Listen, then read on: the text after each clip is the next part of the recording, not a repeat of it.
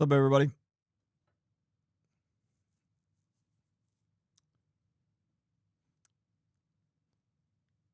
There you go, Kaylee. You have the first comment. Hey, Carolyn, how are you?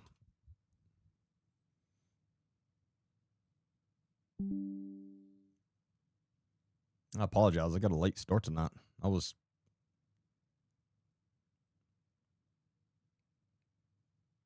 just hanging out and didn't realize what time it was. Hey, Gloria.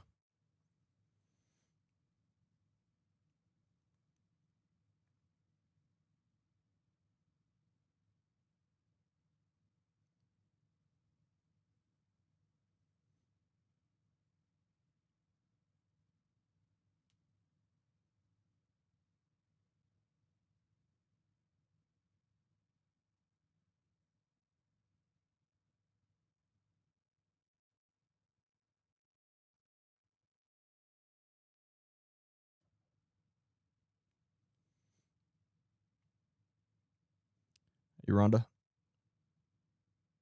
What's up, Shane? Tallapoosa County.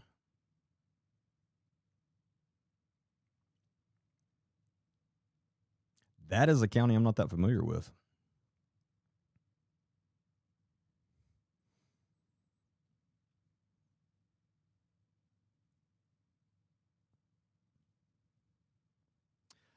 James, I've not, but I have.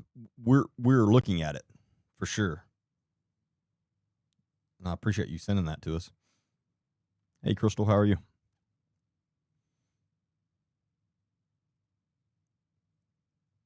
Hey, Wallace.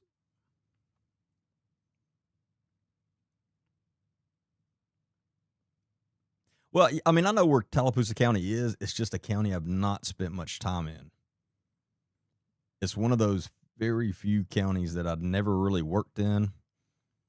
Like, I don't know that I ever did any work in that county. Hey, Tina. Melissa.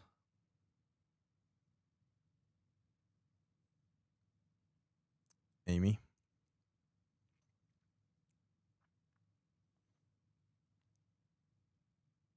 We're going to let y'all steer the ship tonight. Whatever you all would prefer to discuss.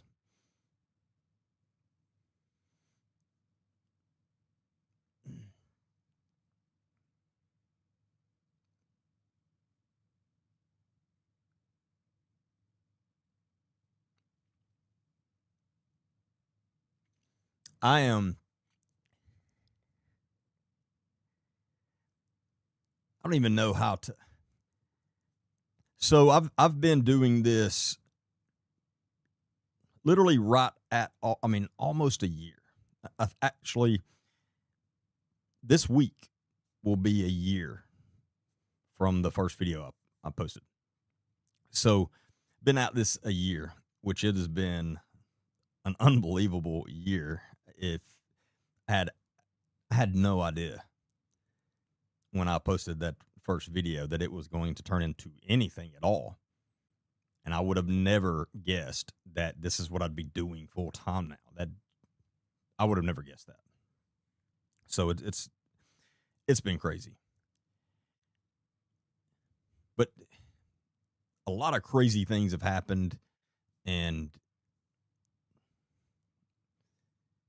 a couple things that I realized pretty early on is people will love you until you attack someone that they like, no matter what that person has done. And if you attack them, if you go after them, then you're just the worst. People are extremely biased. I try my best to be as non-biased as possible. But this Carson Burks stuff is really blowing me away. The amount of people that are legit mad at me for calling attention to it.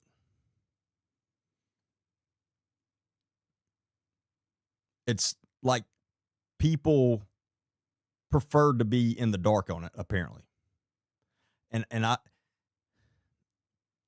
I guess maybe it's that they felt so sorry for him and they were in a strange way enjoying that. I don't mean that like that, but I can't, for lack of better words.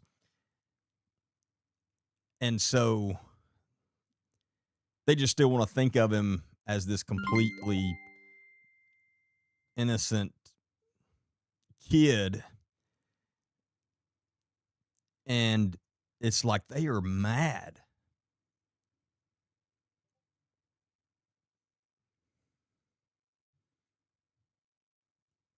just because I asked the kid some questions. I mean, I call him a kid. He's 24 years old.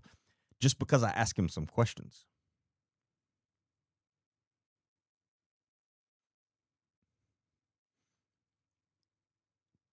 And exactly, Katie, I felt sorry for him.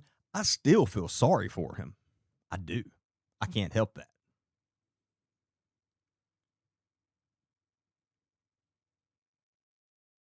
But I know who he really is now. And the amount of people, the ignorance in some of the comments of, oh, you're compromised. Oh, it's just another police officer taking up for another one, like I'm taking up for his father. And that is literally the opposite of what I'm doing. And I've tried to be so clear in that, but no matter what, there's quite a few people that are still acting just because I asked Carson some questions and brought attention to one of his big issues that somehow I'm for his dad now. That is that is not even close to being true.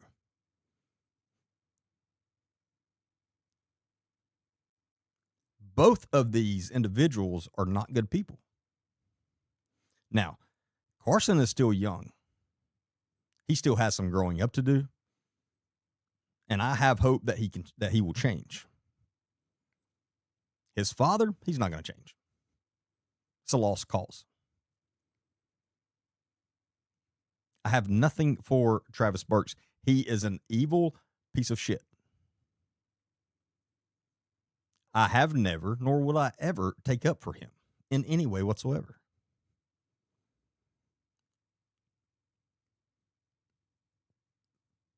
And for the amount of people that are just angry at me for bringing attention to what Carson did and just asking him these questions, on the other side, I've got messages from quite a few people that have said, thank you, because I sent him money, and that is not what I thought it was going for. And that was my main point in calling out the GoFundMe. Like I've said from the beginning, if you know what the real reason is for and you want to send him money, that's fine. I'm not telling anyone not to send him money.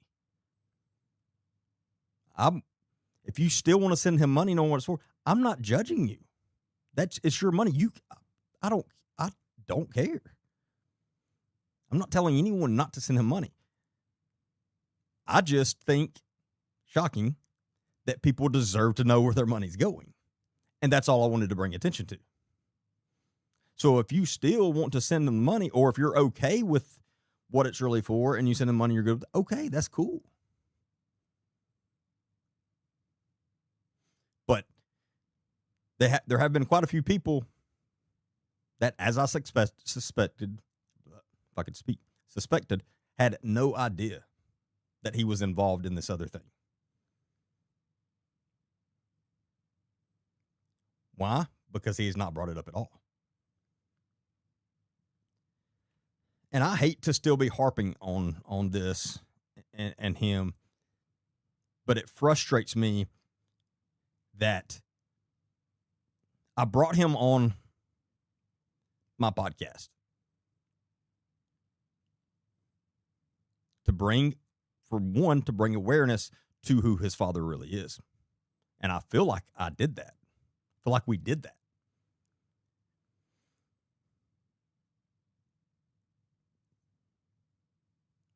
And because a fourth of the interview, maybe a third, but between a third and a fourth, was asking Carson these hard questions.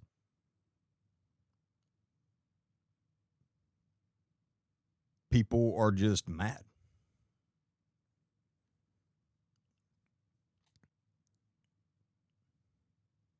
But I brought him on my podcast to do that.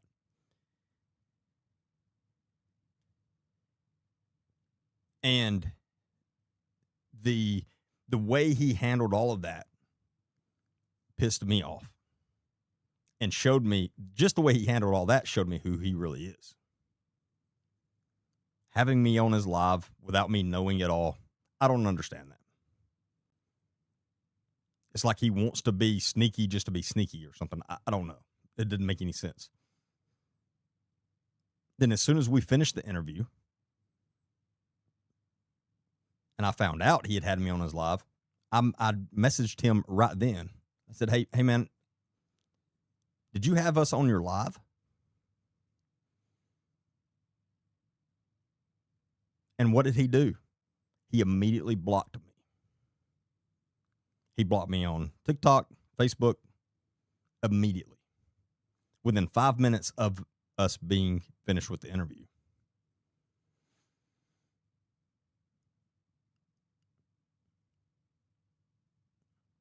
He has now also blocked almost all of my team, if not all of my team.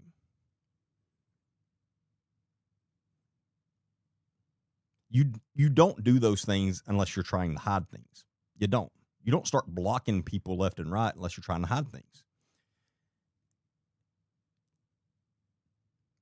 That's one reason I'm very against just blocking people. If you disagree with me, I'm not going to block you. It takes a lot for me to block you. And you can ask my team that.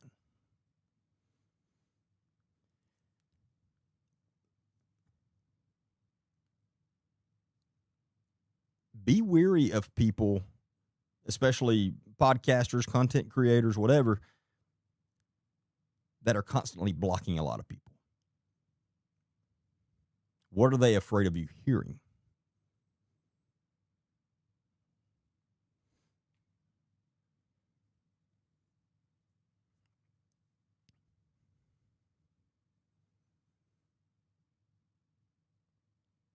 Anyway, I've gotten tons of what I guess would consider hate messages over that, acting like and people are like, I loved you. I've been following you since the beginning, and now I have nothing for you.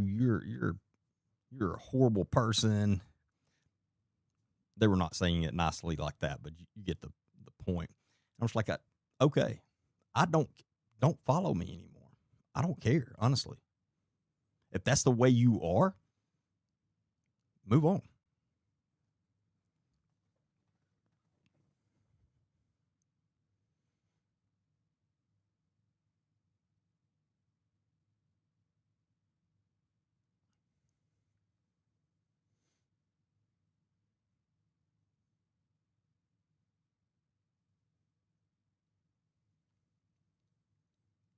Melissa, no.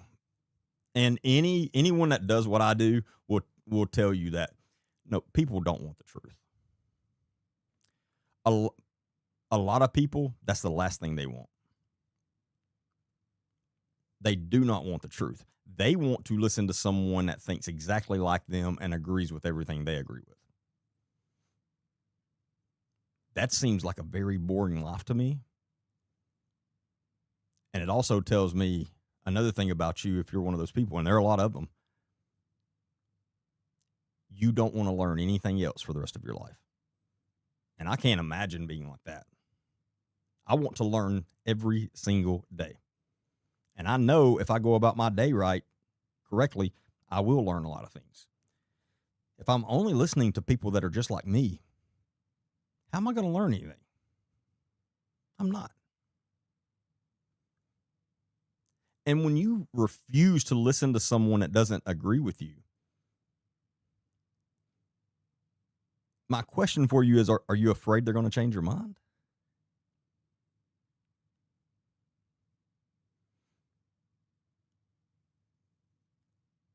That's why I enjoy listening to people that completely disagree with me, have completely different stances and views on things and beliefs.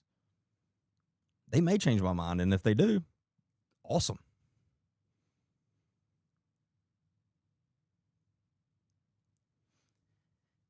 But no, most people don't want the truth. Again, they want the truth as long as it benefits them and people they care about or like. The second it doesn't do one of those things, they don't want the truth.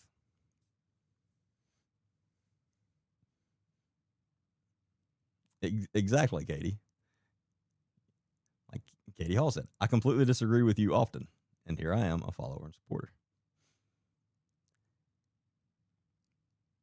No, and I mean, just like Katie, just like she said, she and I don't agree on a lot of things. We don't agree politically on things.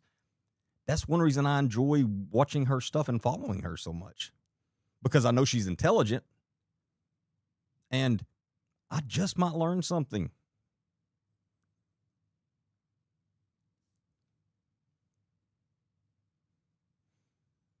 Don't get stuck in that echo chamber. It's a very dangerous place to be. And in today's time, there's a lot of people stuck in that. And the second that you say something they don't agree with, they're blocking you, they're running the other way, they're calling you every name in the world.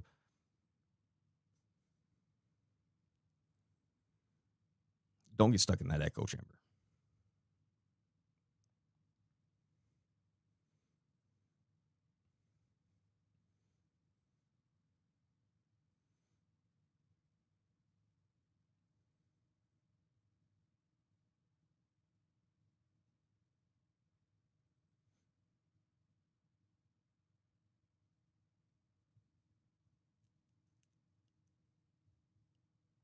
But I mean, and it's the same with the people on my team.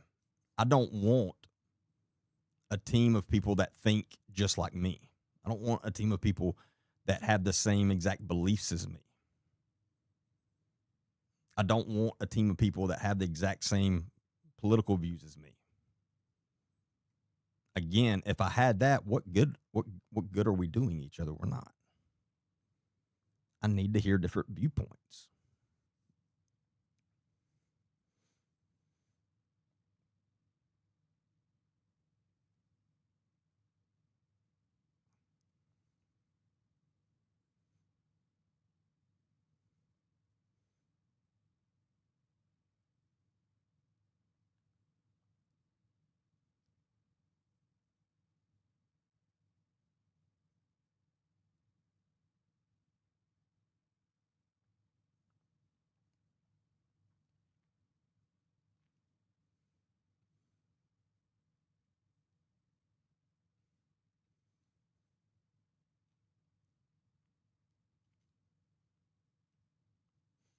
And there's a complete, and this is switching gears here.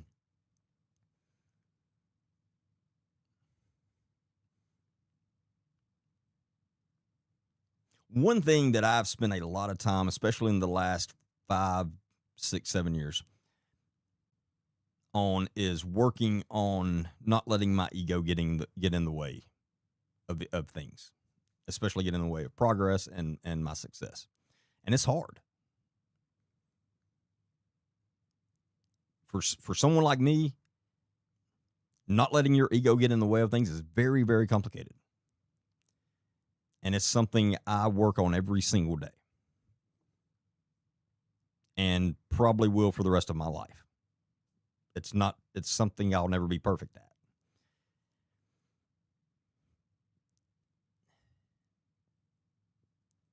There was, in the past week or two, I just listened to the podcast it was sometime this weekend. But there was and I can't remember his name, but I was listening to the Sean Ryan podcast, and he had a guy on that is like he's like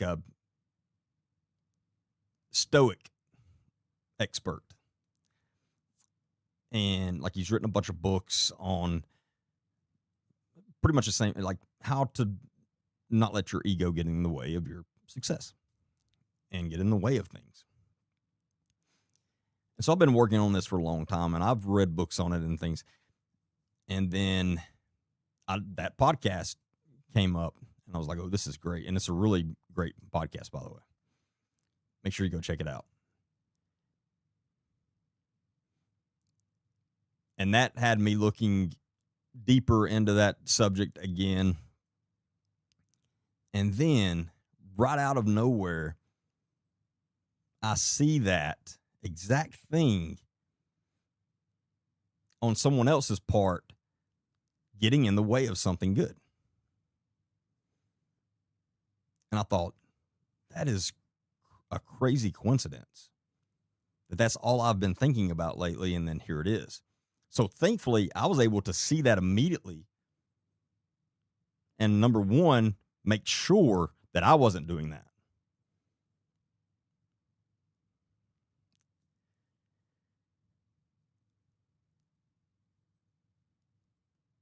I'm treading lightly on this because it's a very sensitive subject where it came up, and I don't want to get into that right now. But it's just something that's been on my mind a lot, especially since it's been happening to me, or I've been seeing it firsthand in the last few days. But be very mindful of that. Understand that your ego will get in your way a lot. And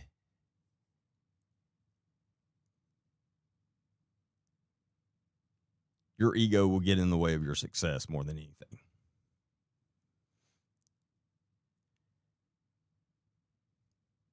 So be very careful with that. And when there's a good cause that you're out fighting, the last thing you need to do is let your ego get in the way of that. It has no place in that.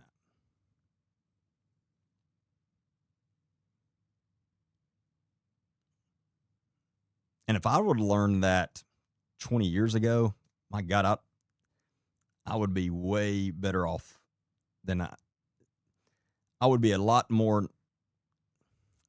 I would have a lot more wisdom today than I do.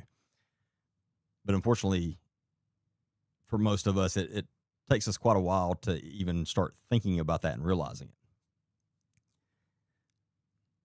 But for you younger ones, start thinking about that now. It was something that was never even brought up to me when I was 20, 30 years old even.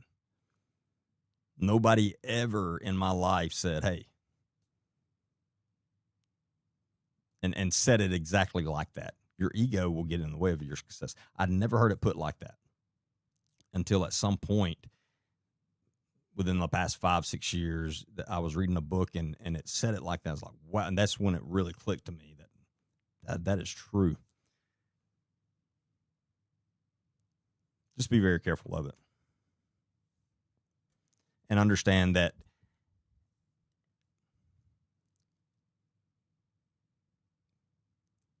big causes are not about you.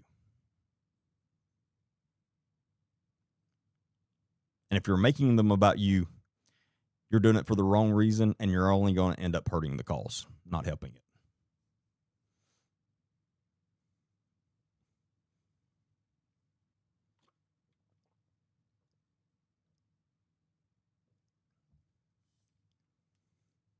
Self-proclaimed ego queen here. I think they go hand in hand. There's not a successful person out there that has not had a major ego problem. I would highly doubt that, because I think there's times you have to have that ego, but you have to know when it's good and when it's bad.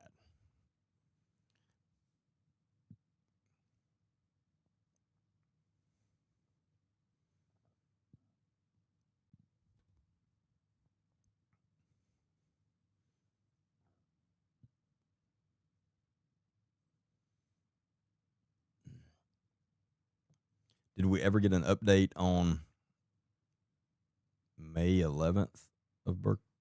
I don't know. I'm not familiar. I don't know the significance of that date.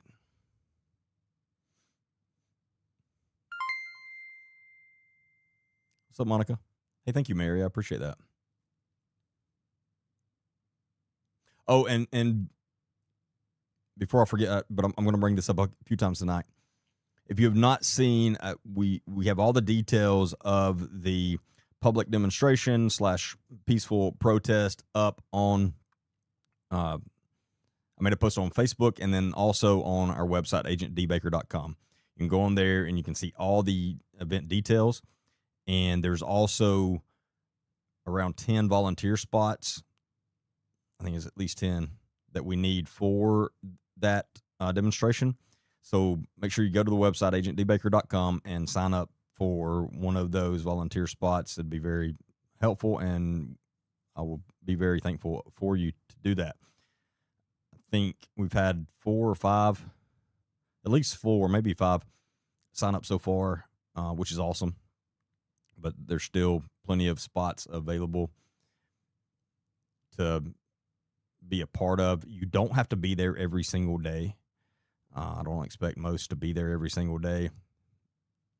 But to sign up, you don't have to be there every single day. Obviously, if you can, that's better. But it's not an absolute have to just to sign up to be one of the volunteers.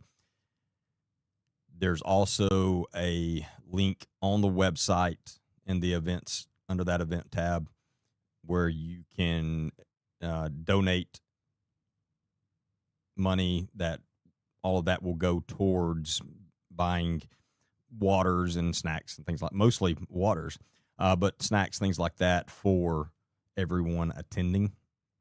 So if you're somebody that can't make it or something and you still want to help, that's one way. We've already had some awesome people put towards that, so that's great. But we have 3 days that will need those supplies, so that'd be very helpful as well. And if you have any questions about anything, once you see all of that, don't hesitate to send us a message, and we'll try to get that question answered. But most importantly,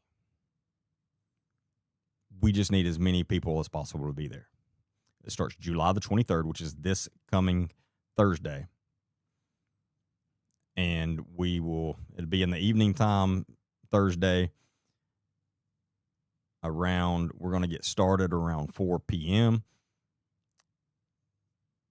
You can come whatever time you want.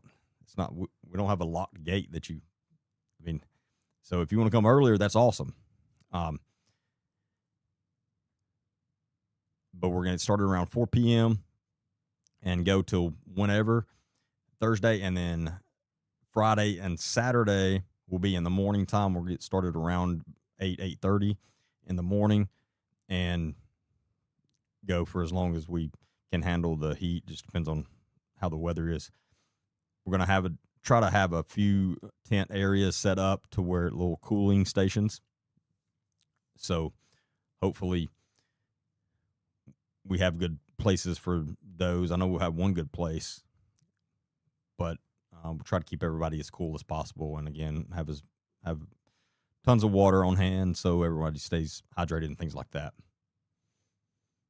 But we need as many people as possible. So I don't care if you volunteered, if you sign up to be one of the volunteers. I don't care if you give money for the donations. The main thing I care about, the number one thing, is just show up. You don't have to bring anything. You don't have to do anything other than just show up.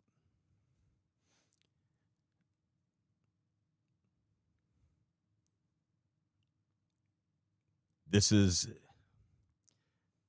for one of the best causes I could ever think of. This is a horrible place that is still operating. This organization that we know is a cult.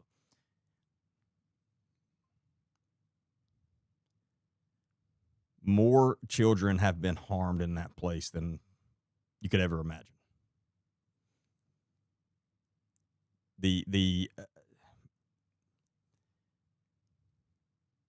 if I told you the number I truly believe it is around, it would blow your mind. I guarantee you this: it's over 100, but I think it's much higher, and they're still operating right now. And new children are coming in there every day, especially for these camps. That's what we're protesting. Most of these people are from out of town. If you've just followed Karen Wheaton, she is the leader, the founder, who is behind all of this, who has swept this stuff under the rug for over 20 years. She has a very large following. She has not once mentioned anything about this. So my point is, a lot of people that are going to be attending there are from out of state, from other places, and they've just been following her. They literally have not heard. They have no idea about any of this.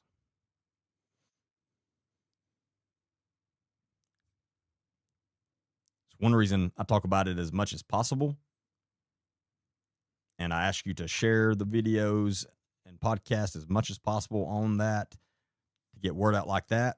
But another way that we're going to do it and hit it is through this public demonstration. So when these people are in town, they're going to start asking questions. Why are all these people out holding these signs talking about child predators? What's going on? If we have 100 people standing out there with signs, everyone that goes in that place is going to be asking questions. And some of them are going to see it, and they're going to go, you know what? I don't know exactly what's going on, but this doesn't look right. And until I figure out more, I'm going to take my children and leave.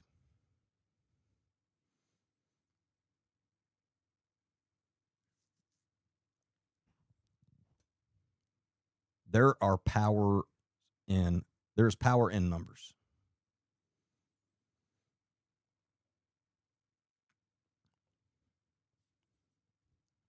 These are the same people so Samuel Bentley, who was the second in command of this, who is Karen Wheaton's son-in-law, he was one of the main pastors for years, has finally had to admit, okay, I've done this to at least 2 minors. Now we know it's a lot more because a lot more of you have spoken out now. A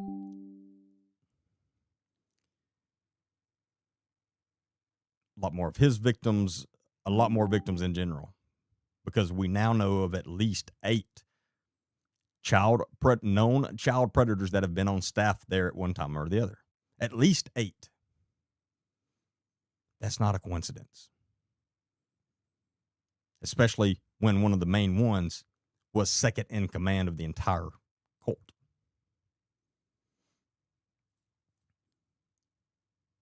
These same people just threw a big birthday bash for Samuel Bentley at their lake house. 2 weekends ago? That's how much they care about these victims.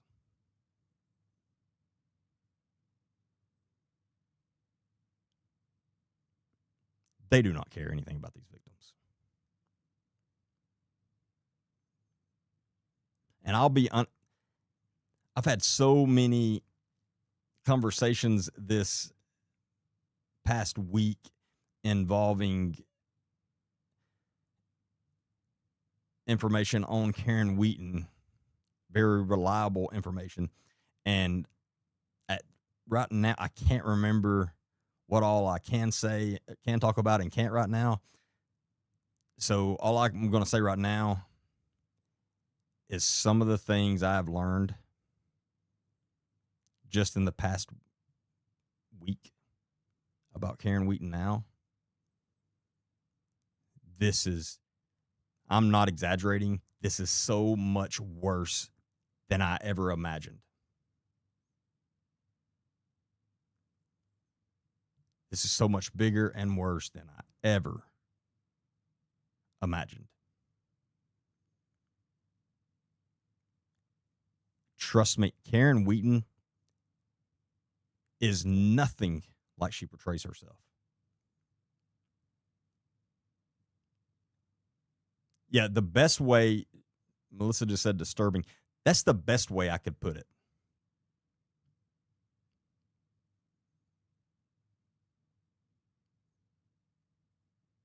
Things that will keep you awake at night.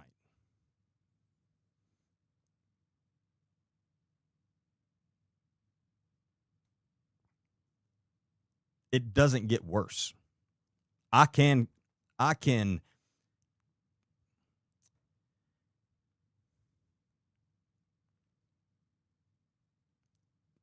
confidently say now it does not get worse. And that's saying a lot.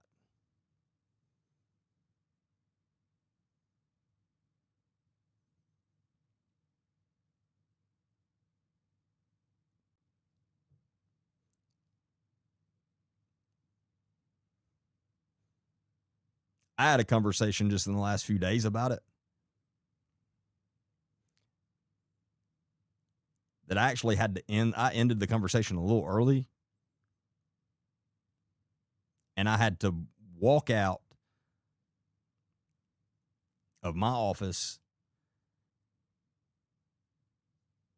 and I got in my truck and just drove for a little bit just to try to clear my head a little bit. It I'm telling y'all,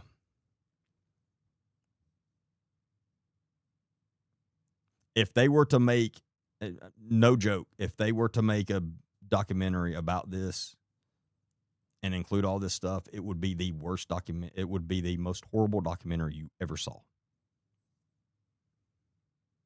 It would be a documentary that you would never forget, and that you probably wouldn't sleep good for a couple of weeks after you watched it, if even then.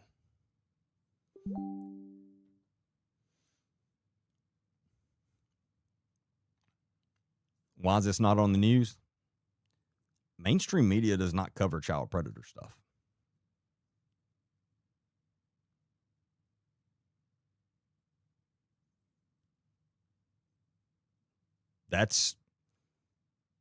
It's always been like that, and I'm guessing always will.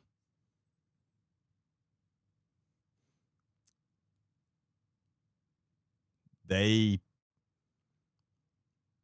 we and I've talked about this a lot with the Roblox stuff. When Ryan Montgomery, who is what they call an ethical hacker, when he discovered that there were tens of thousands of child predators on Roblox and that they had their own groups and everything, and he had all the evidence of this, all of it, rock solid evidence. He went to every single mainstream media company there is with this. And every journalist, investigative journalist he met with, told him the same thing. This is the biggest story that I've ever seen and that I'll ever do. This story will change my career. And then he would never hear back from them. Every single one of them. Why? Because when they would go to their bosses, all of their bosses said, nope, we're not touching that. That happened. And we see it every day. We're seeing it right now with the round, like your point, with the round. They won't. It's extremely. It is very strange.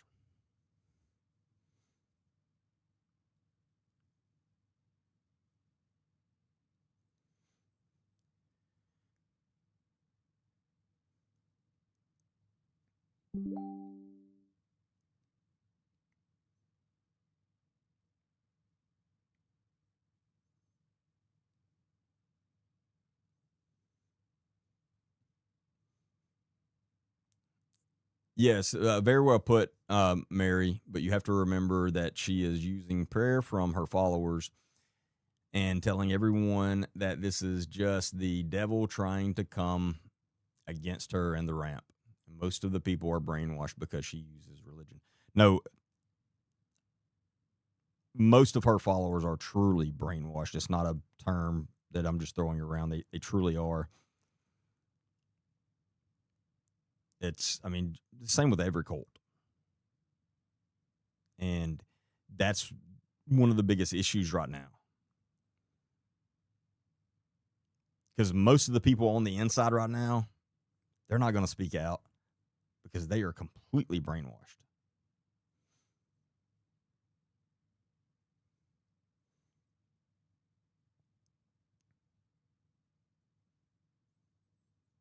I worked for Hilton as an engineer supervisor. The bosses are involved. I don't doubt it. There's obviously a lot of very powerful, wealthy people involved in that, and number one, don't have a problem with it. Number two, don't think it should be illegal. And those are the same people that own mainstream media.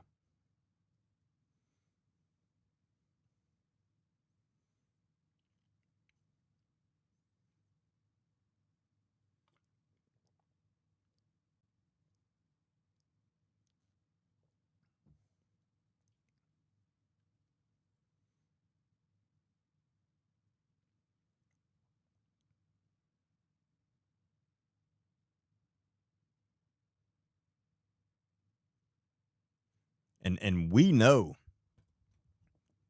there is a child predator on staff right now and will be there this weekend with children.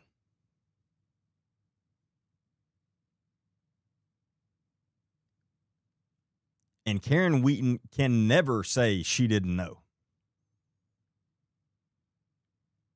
Because, and I'm not the only one, but I've called.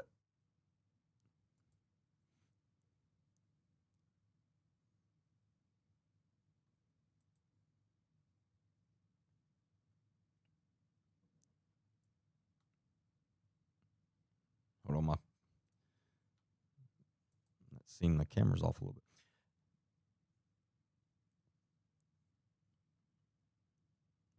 I've called this POS out every chance I get.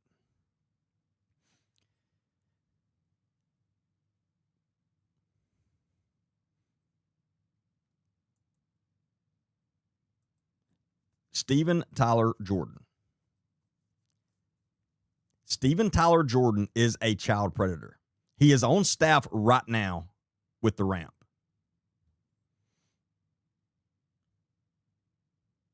I have personally spoken with two of his victims. Another one of his victims has publicly spoken out and made an entire video about the experience, and it's horrible. And all of these, I'm sorry, I'm calling them victims again, survivors,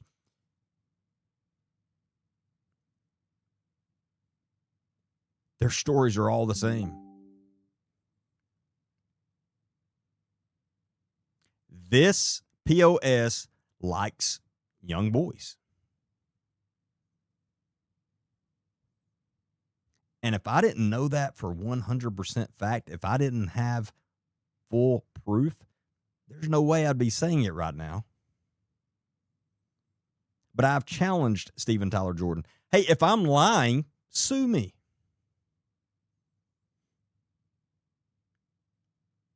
If I'm lying, sue me, Steven Tyler Jordan. Still waiting on that. He can't sue me because he knows it's true and he knows there is evidence out there of it. Karen Wheaton knows it too.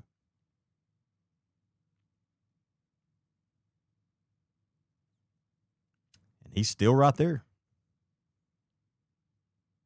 Can anyone explain that to me?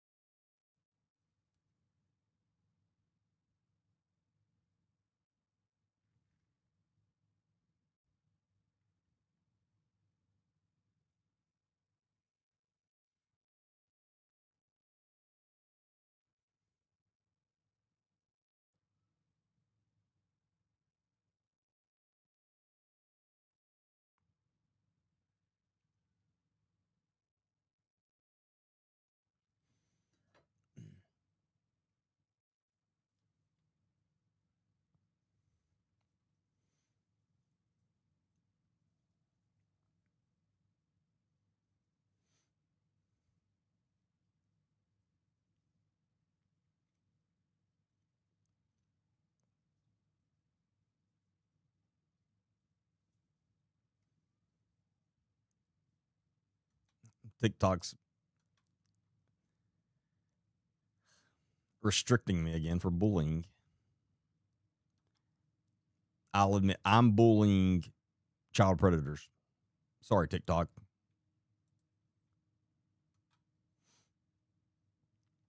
May the 11th, the protection order Burke's fiance has on him. Oh, yeah, yes. Yes. I did confirm that. Carson Burke's own girlfriend had a protection order served on him on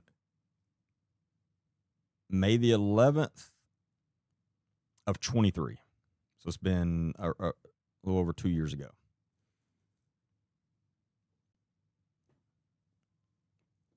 And in that, she alleged pretty bad abuse from Carson.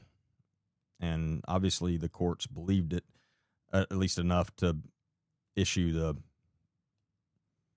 protection order. That's all the details I know about it.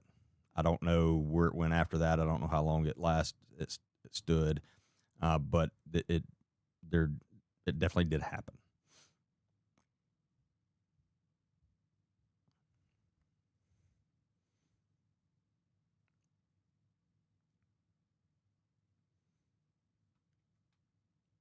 But because this is what's going to happen.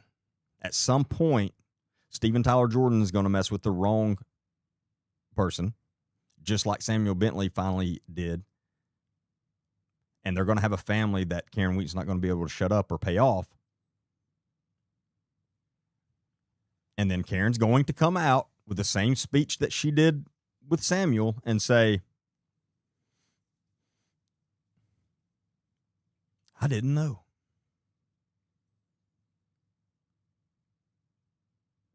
Karen, you cannot claim that with him because I have spoken about him at least 30 times, at least. And I'm not the only one. Again, one of his previous victims literally put an entire video out about it. But mark my words, she will claim she didn't know anything about it.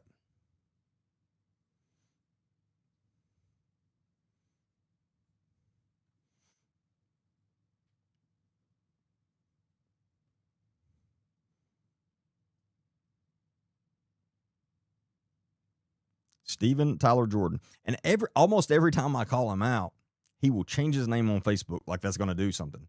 He'll be Stephen Jordan on there, and then he'll change it to Tyler Jordan. Then he'll go back to Stephen, and he keeps it. It's strange, but we know they're watching because literally like clock. That's what every single time he will change his name. So I mean, well, there's other reasons we know they're watching too, but they're watching. And I try to call them out as much as possible.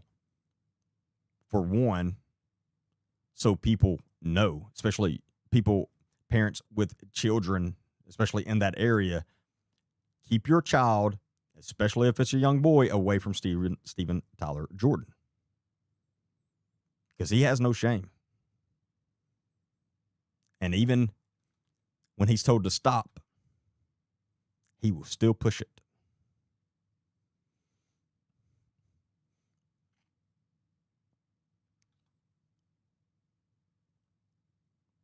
Every victim I've spoken with of his, also, when the incidents happened, they went to ramp leadership.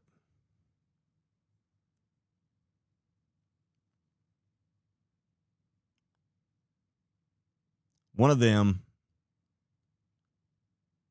was then made to leave the school, pack up and go home.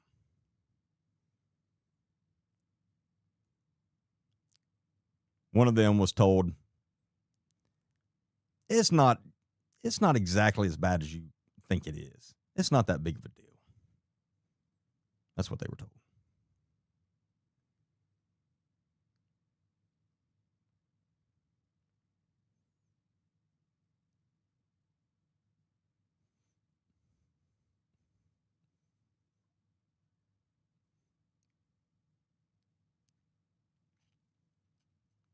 But yes, the state is investigating the ramp now, and especially Samuel Bentley.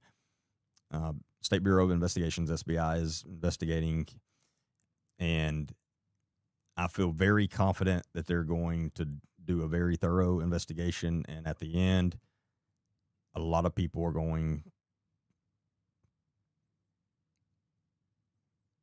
hopefully, go to prison, and hopefully the ramp will be shut down. But unless Karen Wheaton herself goes to prison, which would be much more complicated, she's getting sued.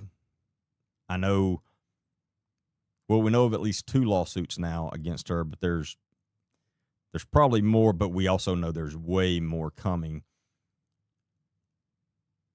None of that's going to stop her. As she has herself said, she will just move somewhere else and start it again. So the only way to stop her is for her name to be nationally known as, oh, that's that cult leader that had all those child predators in her cult. And I'm telling y'all, when, and it I don't know when some of this stuff will come out, because civil suits and all that stuff that could go on for quite a long time. But when some of this stuff about Karen Wheaton comes out, it's going to keep you up at night.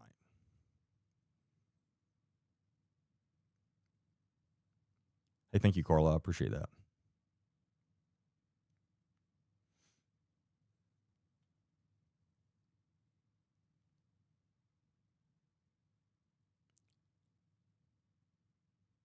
And back to our public demonstration, peaceful protest that will be beginning this Thursday, July 23rd, in Hamilton, Alabama. We need as many people as possible to show up. You don't have to bring anything. Just bring yourself. We will have water, snacks, cooling stations. We just need you there. Preferably bring some signs. We're going to bring as many as possible, but if you can bring your own signs and make some extra too, that's awesome too, but you don't have to. I don't care if you bring a sign. We need you there. There is power in numbers.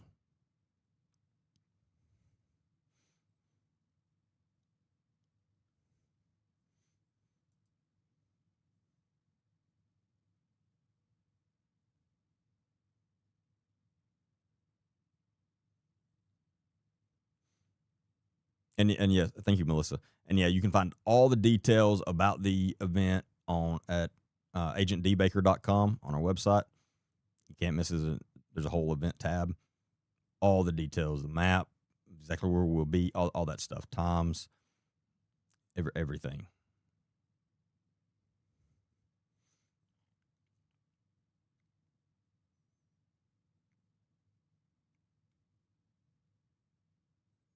Oh, I understand, Charlie. And again, for those of you that can't make it, there are still things you can do. Number one, you can share this information, especially when you're in other states. We need as much awareness brought to this as possible. Every state. Karen has been traveling all over the country lately, preaching at other churches.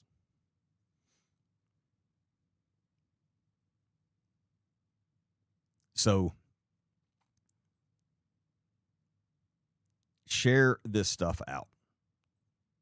Share my podcast about it and videos and post. There's every single time I say I'm going to have a list in front of me, because I'm far from the only one bringing awareness to this, and I want you to share everybody's that's bringing awareness to it. But everyone that's bringing awareness to this, and you see their stuff, share that, repost them, share them, comment on them, all those things, push them out. We need as much awareness brought to this as possible.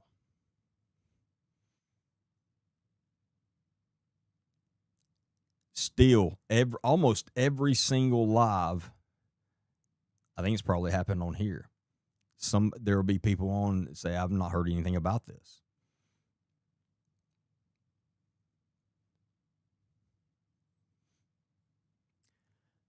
Will I go live from there? It depends on cell service. Number one, and I mean, I may for a little bit, but that's not going to be my main. I can't promise how long or anything, and I can't fully promise I will. It just depends on how things are going. But I will try to.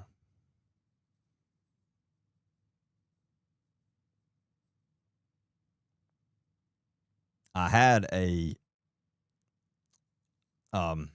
Starlink, the mobile Starlink ordered, and when I ordered it, it was for this event, because what's happened in the past is I've gotten in these more rural locations for these protests and tried to go live, and the cell service is just horrible.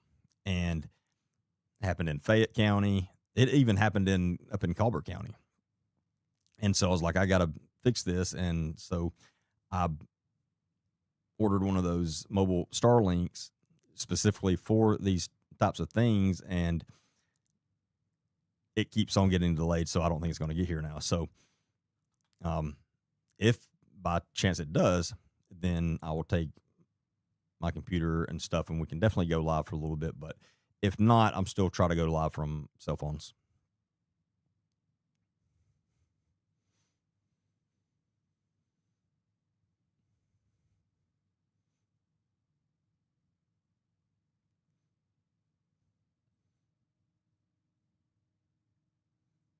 Yes, they do have a campus in Chattanooga, Becky, as well.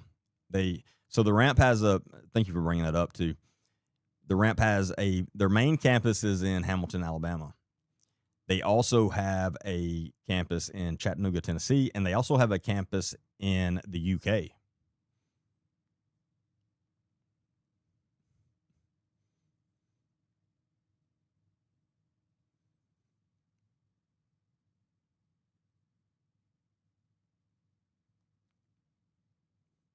The Order of the Eastern Star funnels money for the Masonic Lodge.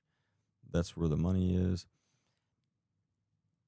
And there's an expert on the so I've gotten really curious in the Masons lately, and there's an expert on that I've had one good conversation with, and honestly, he's been trying to get in touch with me, and my day keeps on getting away from me, and I'm not getting back up with him. But I feel horrible for that. But I really want to speak with him. But I'm going to try to get him on the podcast at some point. And like, he's literally written books on he knows everything about the Masons. And it's, again, the more I've dug into the Masons, which is just a little bit at this point, I truly do. I used to not think there was anything to that. Now I think there is.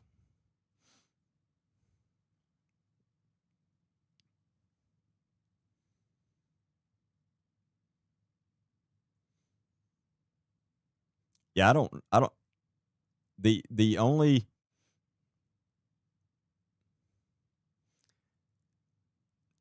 campuses that I'm aware of, and I think if there were more, I'd heard of them.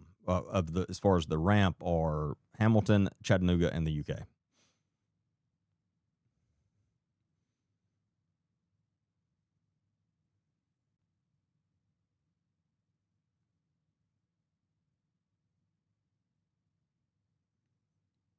What are we talking about, Angel?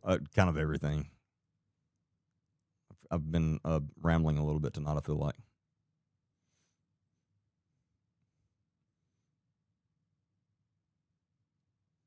In the UK, a school cult got raided, and there's been protest. As far as I know, it's not the ramp. I mean, I think I would have probably heard if it would have been the ramp. Maybe, I mean, hopefully I'm wrong, but I haven't heard that. Now, Perry Stone and Karen Wheaton are BFFs. Some people have been getting them mixed up a little bit. They are one and the same pretty much, but they are different. But and this is purely speculation on my part. So make sure I'm clear. This is purely speculation on my part. But I would believe, it would not surprise me at all if there has not been tons of money laundering between Perry Stone and Karen Wheaton. Tons.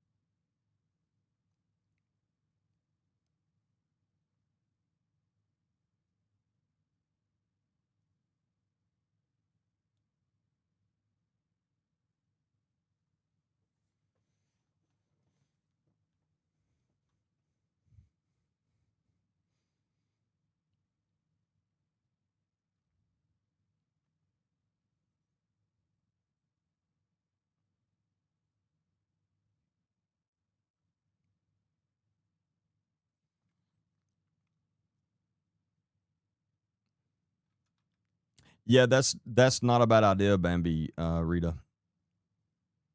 Need some billboards in that area.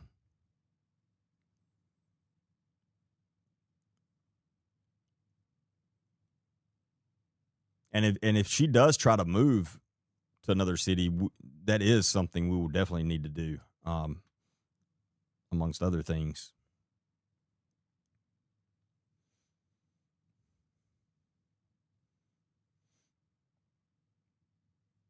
But Perry Stone is another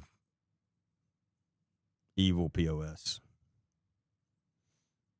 He has a lot of issues. And I truly, Perry Stone is a dangerous person because he has a lot of money, and I don't think he would stop at anything for him to keep his reputation, if you know what I mean.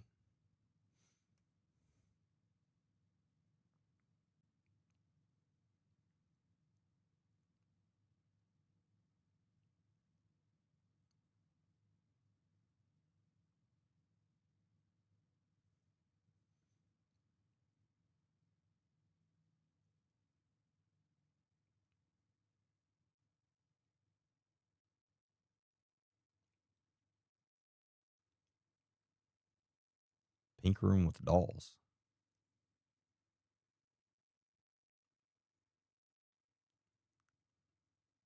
That may have went over my head, Melissa.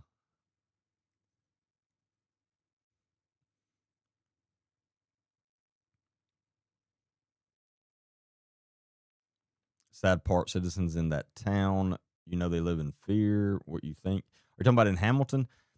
I don't know that they necessarily live in fear, but they know the truth. Uh, Almost all Hamilton citizens do not want the ramp there.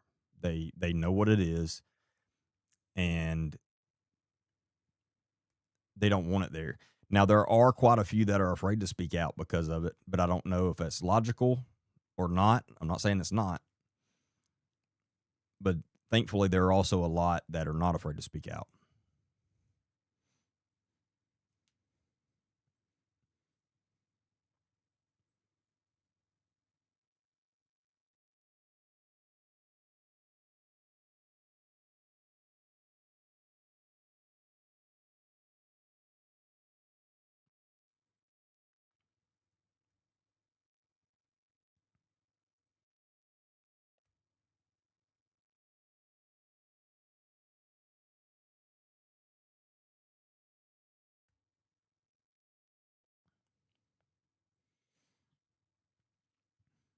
Are you talking about a quick rundown of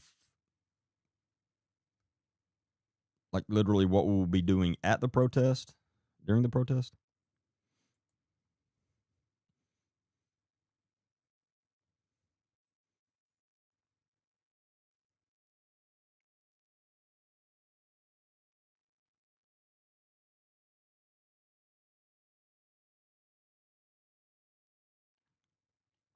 But yeah, and as far as fear, I mean, I've said this numerous times. I've called out a lot of people. I've called out a lot of powerful people, circuit court judges, sheriffs. I mean, all the above. The one that I worry the most about, as far as me watching my back physically and my family's back, is the ramp. Because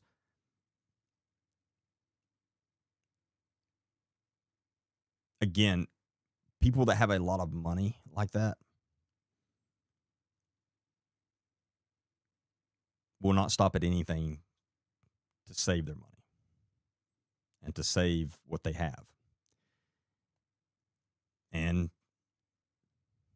they can pay people to do the things they need done. It's just the fact of life. So that is the one that I watch my back off the most. Actually, it's probably the only one that I truly am paranoid about, as far as, like I said, someone trying to physically harm myself or my family.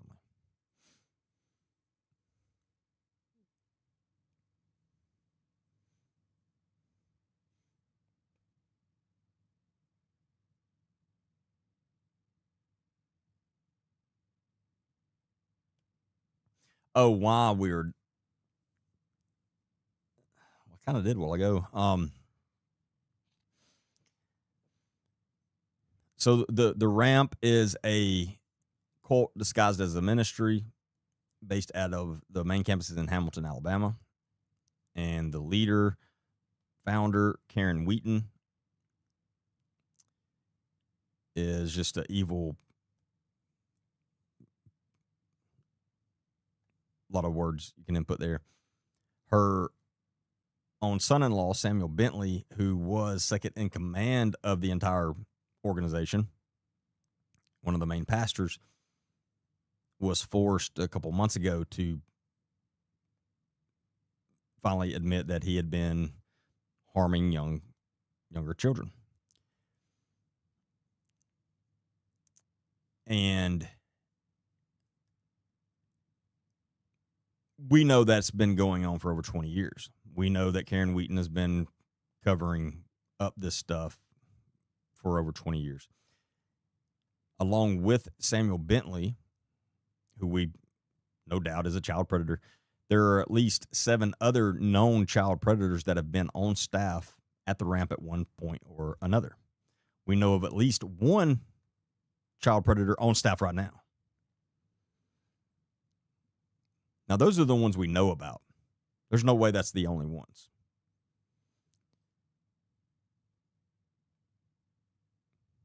There are well over 100 survivors of those crimes from that cult.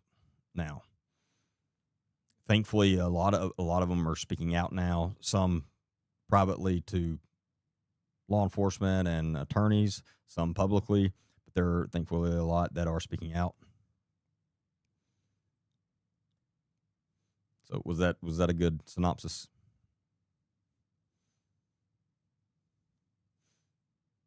Has my podcast with CC Moreno been put out yet? No, because we've not done it yet. Things keep coming up, but we're going to get it scheduled ASAP. We tried like 3 different times in the past week, and it just didn't happen, but we're going to get it together.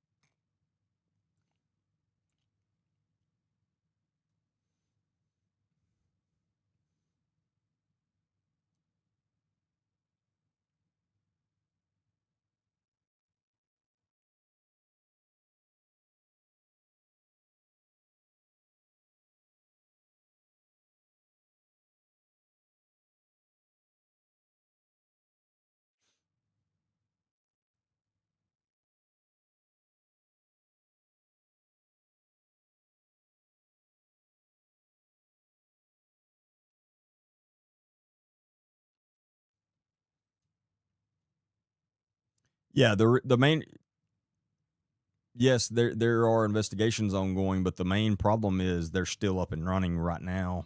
New children are coming in there. Will be coming in there this week for this camp, and a lot of those children's parents have no idea about any of this because Karen Wheaton has done a really good job at keeping this under wraps.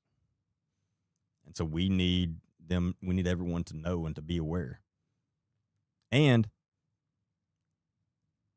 we need to put as much pressure as possible legally on Karen Wheaton.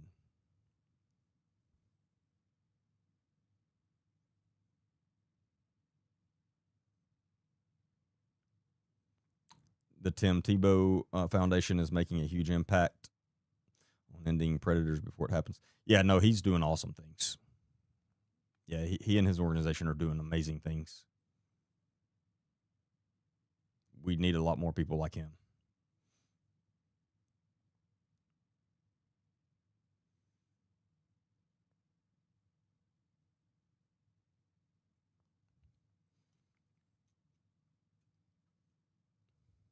But yeah, we need as many people as possible for the peaceful protest this week.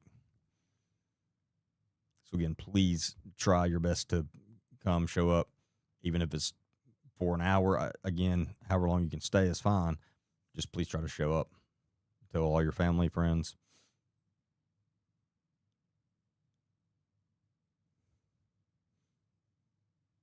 And honestly, I think we'll have a good time as well. I can't think of much I'd rather be doing than bringing awareness to child predators. Honestly.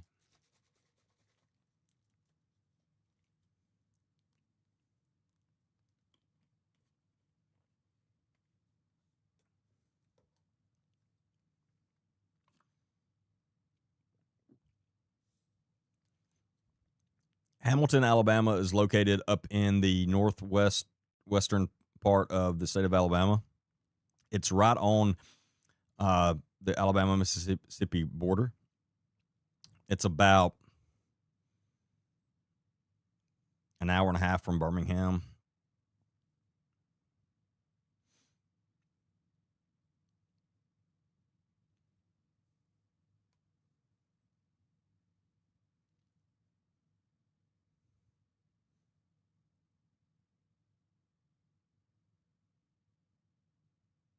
It's up in Marion County, Alabama.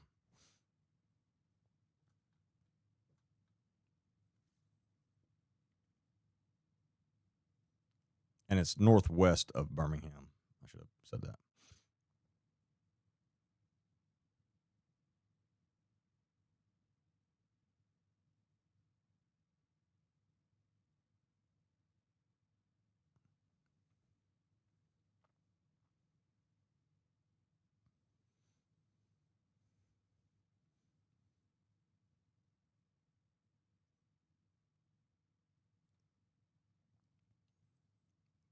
My email is gone.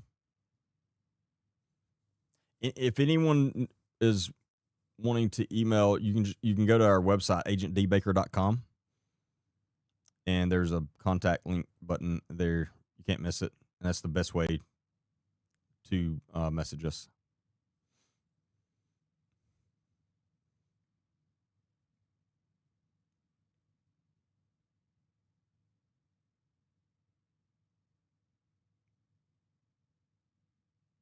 You're bringing donuts. I love donuts.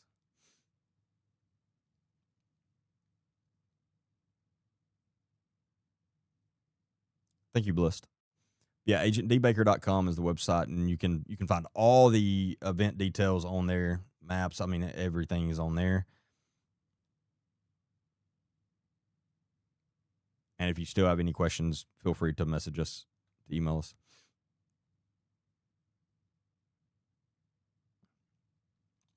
What do I think about the 2 correctional officers charged with talking about out of Blount County?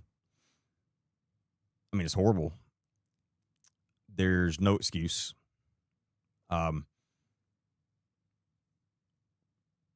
You will see me a lot of times. I will blame law enforcement incidents on training issues, because we have major law enforcement training issues in this country, meaning there's not enough training. Law enforcement does not receive enough good training. A lot of the training they get is just to check things off a list, and that's not working. Now, on the other hand, there are a lot of agencies that have great training, and their officers and deputies are, I mean, some of the best training you could ever find. But there are a lot that are not, especially smaller towns. And this incident, that has nothing to do with training.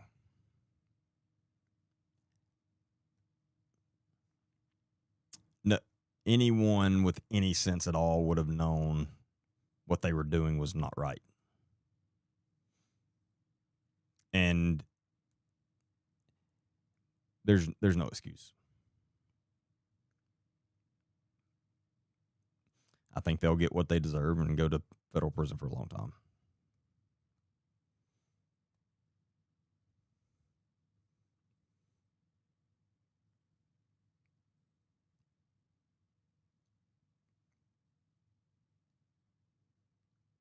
And yes, thank you, Monica. There are a couple of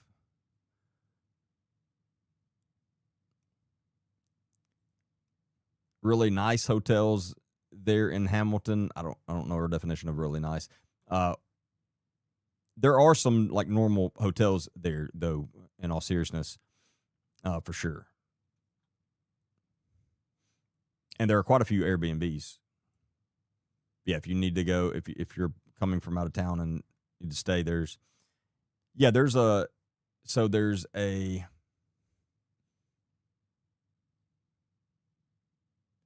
Holiday Inn close to there, and those are good hotels.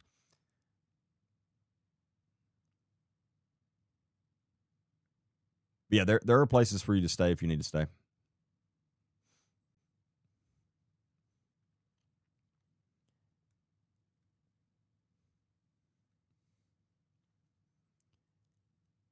When did I find out about all of this? Ooh, March. I had been told about the ramp for a long time, but I had not.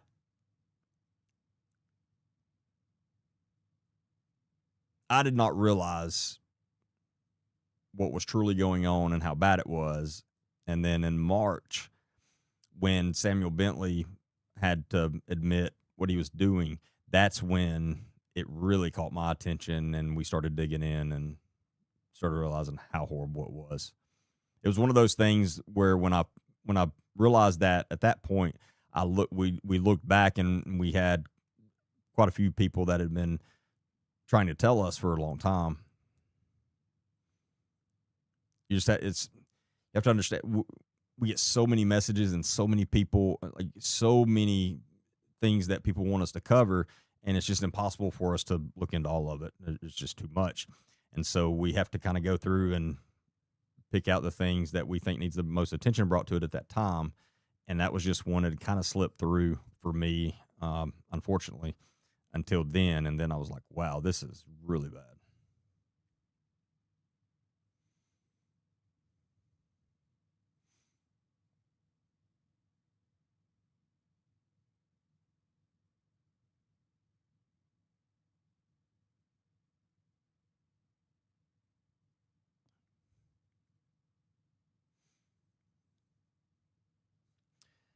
Justin, with all due respect, that's not the way protest works. I'm not sure what y'all. I don't. I don't know. Y'all say we're going to miss everything. What are you talking about? They're going to be there. If we have 100 or 150 people standing out there, we're going to have people's attention. So I don't. But this was planned over 2 months ago. We put in all the paperwork over 2 months ago for the permits and stuff, and that's the times we put down then, and so we can't just go changing things. Again, y'all can show up whenever you want. I mean, that's completely okay. The only times I'm responsible for are the times I put out. That's what we have the permits for.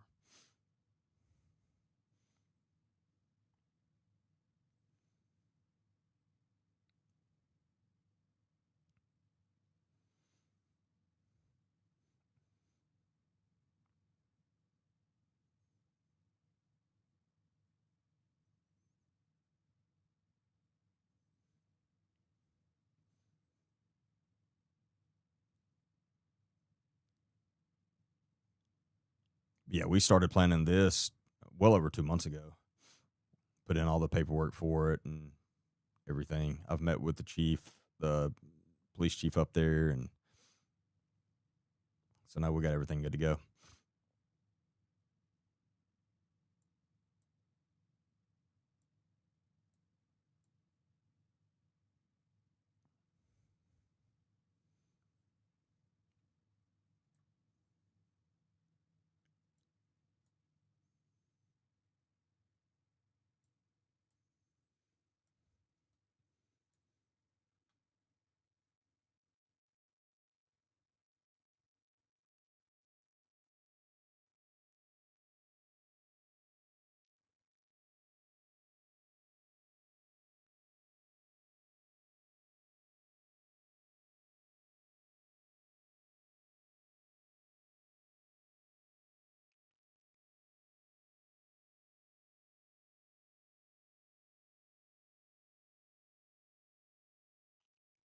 Yeah, and we have space. We're going to be at the.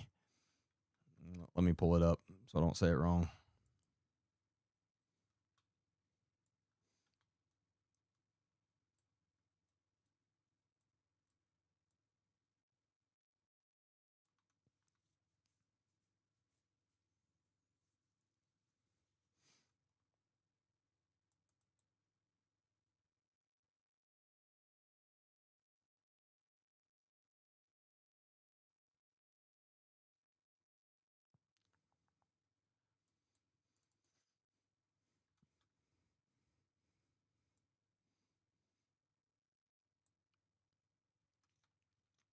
So in front of the courthouse at Bexar, I guess you pronounce that Bexar Avenue East or West, Bexar Avenue West, and Military Street South will be on that.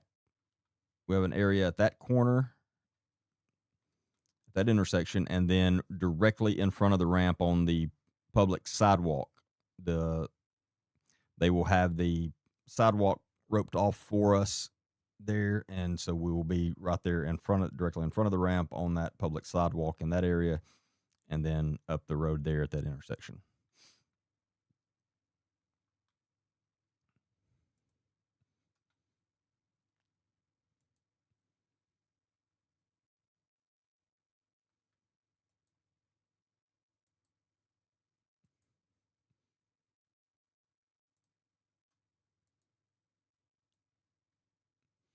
A little overhead map.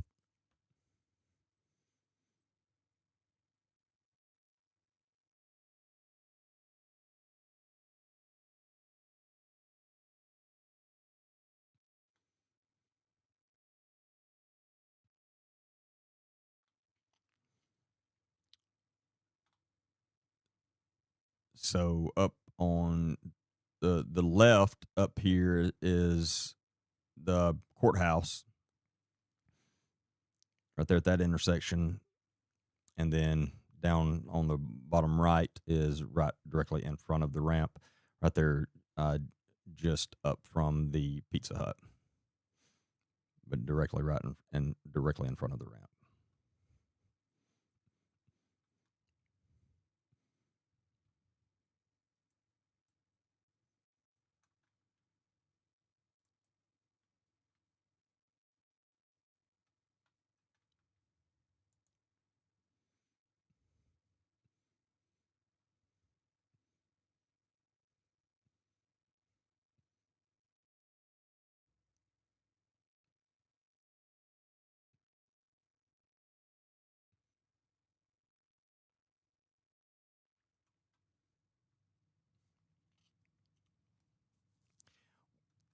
Parking.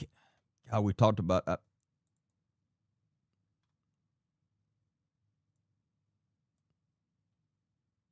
have to go back and I can't remember off the top of my head where we discussed, but I'll have that put out before Thursday.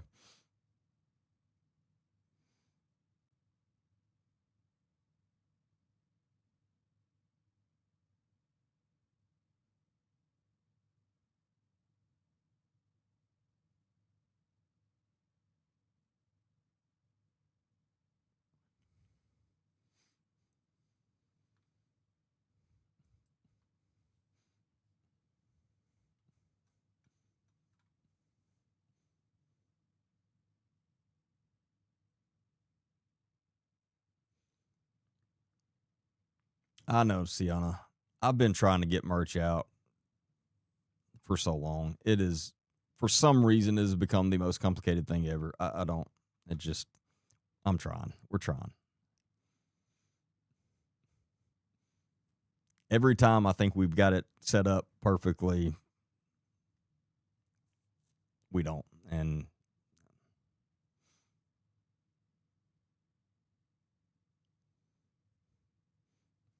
here's the thing, to be honest, about the merch.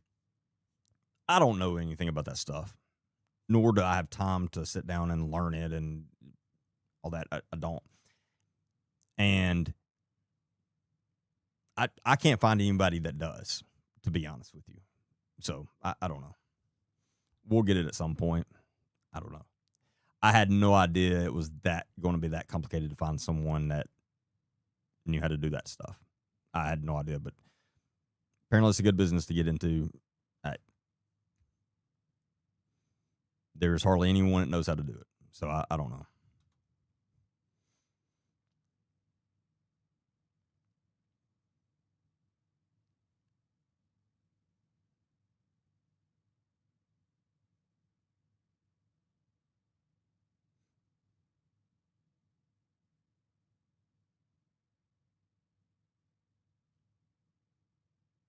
Okay. The KFC building, that is right. That is what we were talked about. That is what we talked about. Thank you. Now that y'all say that, that's yeah. One place was the old KFC building. I'm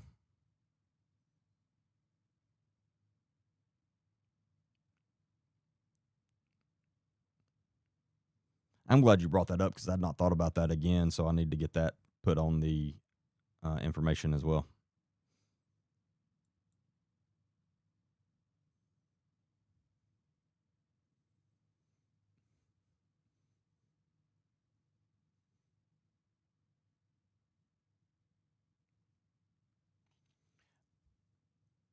We've been talking about the ramp in Hamilton, Alabama. It's a cult disguised as a ministry. It's been pretty much breeding child predators. And we have a peaceful protest planned for the ramp in Hamilton, Alabama, beginning this Thursday, July 23rd, and it'll go Thursday, Friday, and Saturday. And again, if you need any details, have any questions about it, go to our website, agentdbaker.com, and on the events tab, and you'll see all the information.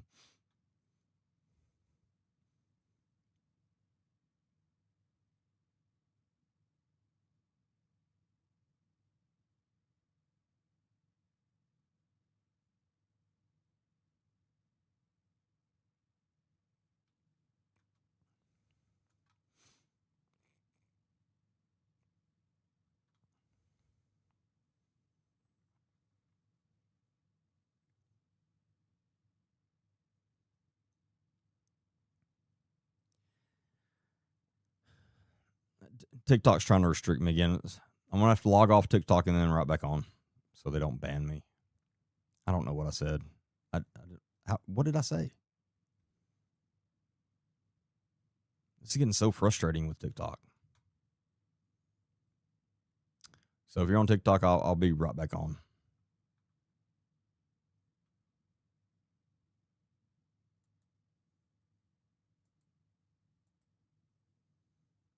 Have I told you how much I hate TikTok?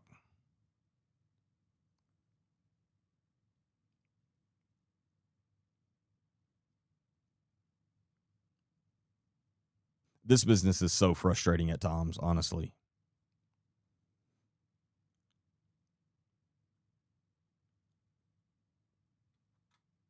And TikTok has taken so much money from us. Lately, any videos that we have that has a lot of views, halfway, 2 or 3 days down the road, they demonetize it. And the reason never makes any sense. The other day, I had one of my bigger ones lately demonetized because it said I was playing ads on the video, that there was no ads on there. And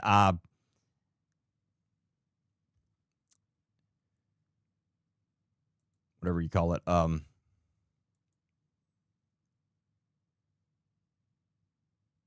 tried to get it fixed and they still wouldn't. So I don't understand.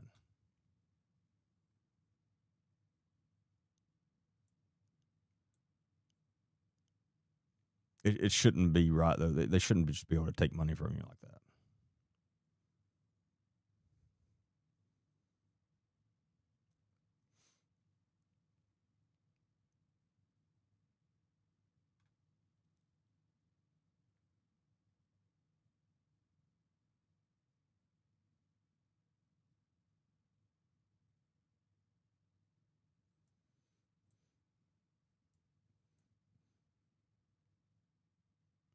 That's what I was talking. I did appeal that one the other day, and they still said it. They still wouldn't fix it.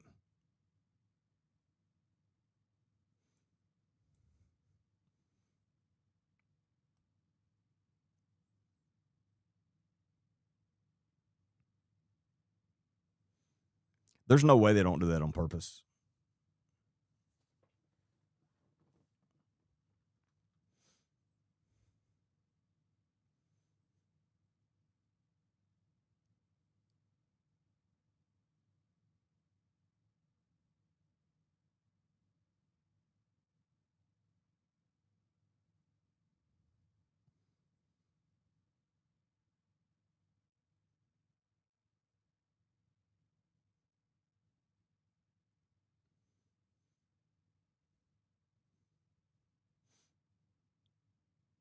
Could my haters be working for TikTok or paying them? Well, one thing they do is a bunch of them would get together and send in the same complaint to TikTok around the same time. And the AI side of TikTok just takes it, well, if this many people saying it, it must be really happening, and they'll just do it. And that's what happens a lot.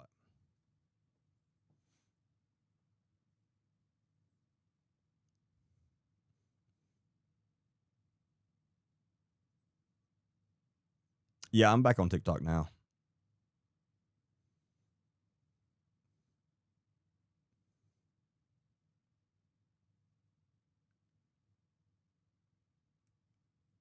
You love the lava lamp? That was all my idea. It was a great idea I had. No, I'm just joking. No, that was my team's, and they they got it for me and sent it, brought it here and everything. So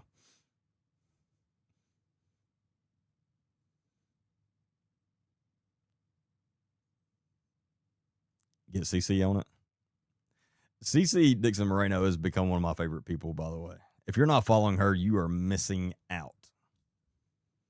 Make sure you're following her. Every single when I wake up in the mornings now, the first thing I do when I get online is go to her new post. And they I'm telling you, she knocks it out of the park every day.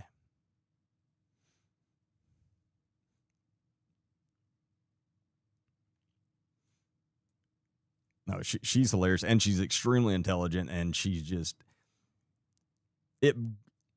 It blows my mind that people still try to go against her now. Like, you're not going to win that argument. You're not.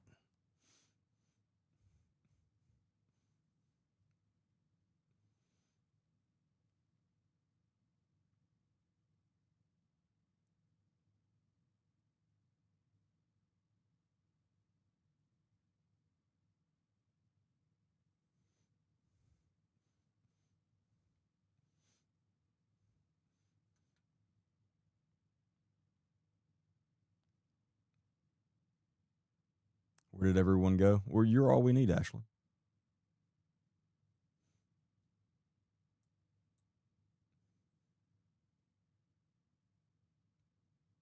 I don't know what that is, but the rainbow slide, that's pretty cool. Thank you, Blessed.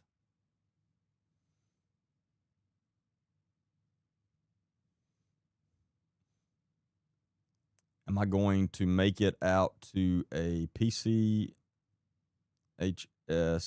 football game this year? I don't know.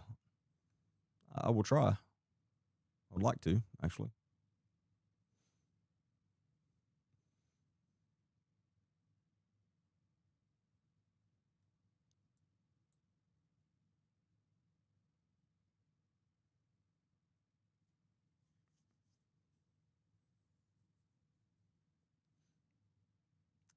Yeah, I will try.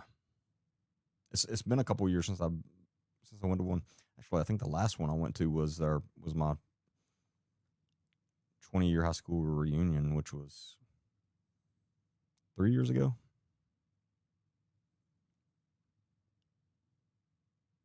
Yeah, I'd love to come back up there, go to a game.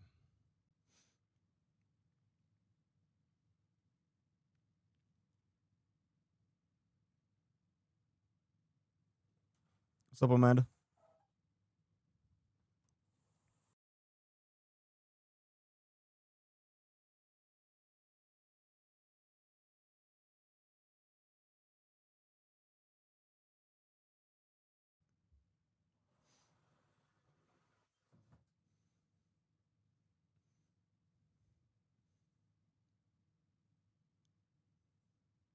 Class of 1994. I was class of 2003.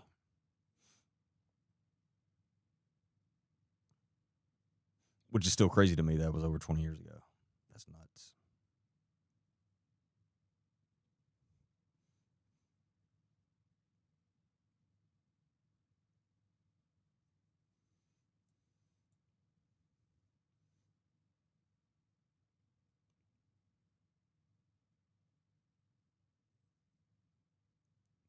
He was here earlier, but couldn't keep up with what was going on in the car.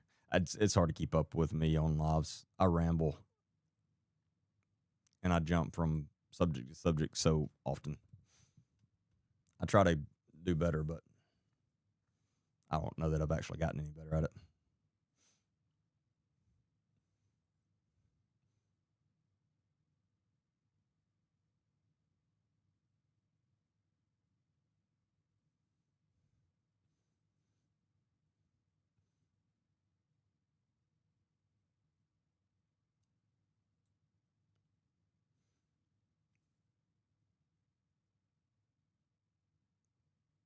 Hey, Anna, I'm great. How are you?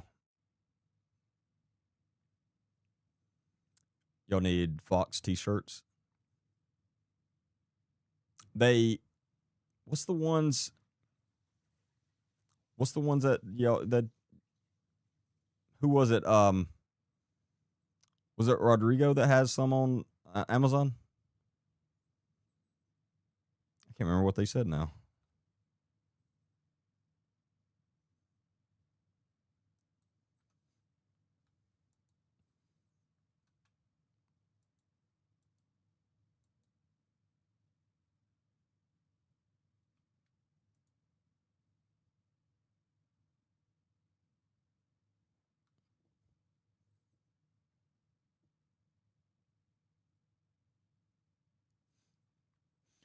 Oh yeah, that reminds me.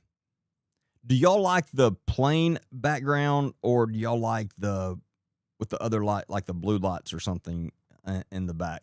Which y'all like better? I can't decide.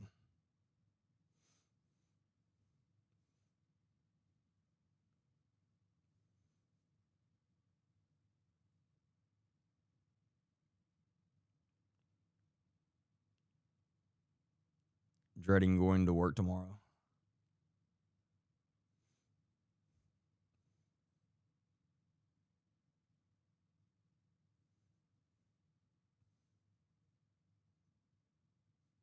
So so far, most are saying they like the blue lights.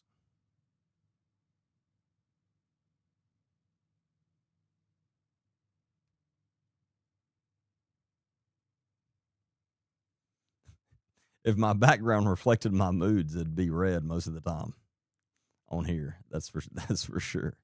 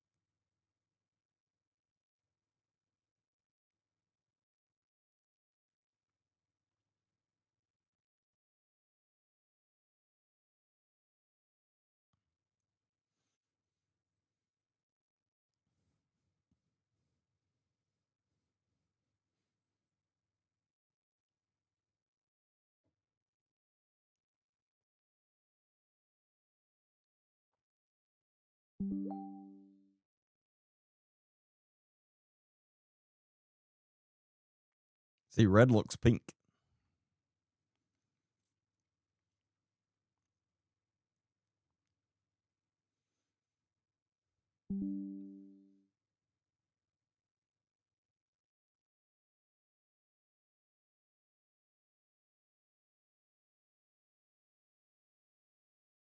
Oh, does it look red? It looks pink to me.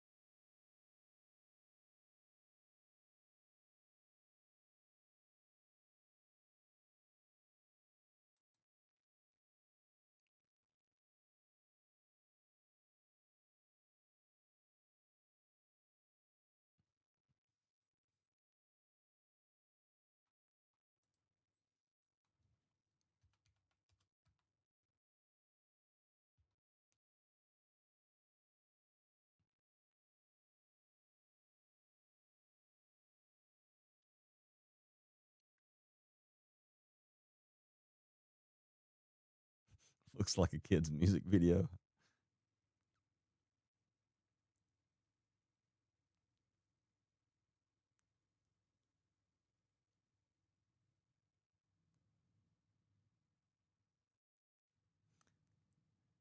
Oh, leave it to Monica. I didn't even think about it like that. Very funny.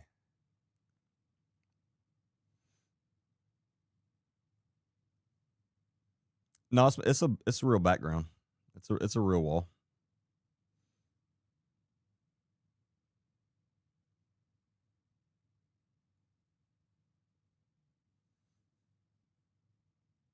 It's like Christmas there.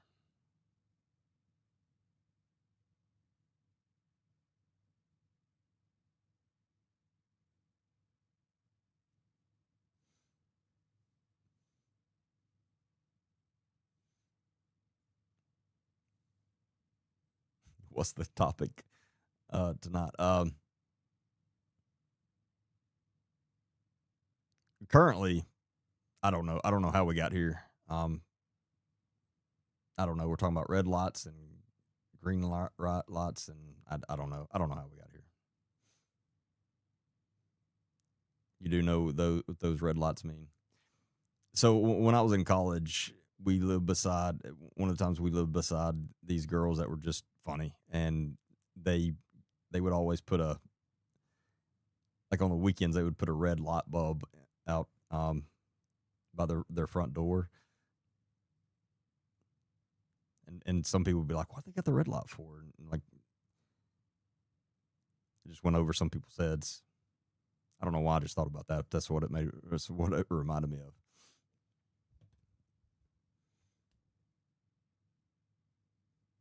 Yeah, real wall, fake awards, according to Jamil or Jamie with an L.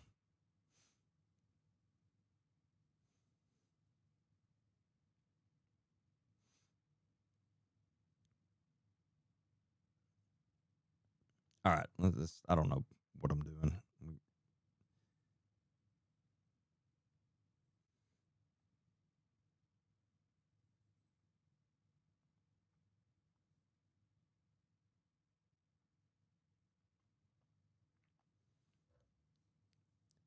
So apparently, most like this better than the no lights.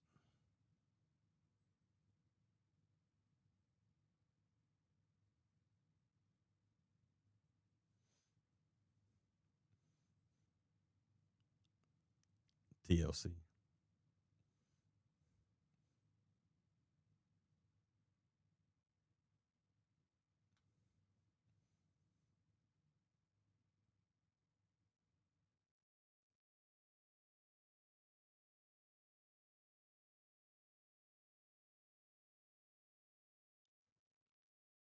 Was that their indicator for their way home? That is probably one thing they used it for. They were just they would just do it to be funny, mostly. But yeah, I'm sure it did help. Uh, well, actually, it helped us a couple times. Now that I think about it, now that you say that, that is pretty funny.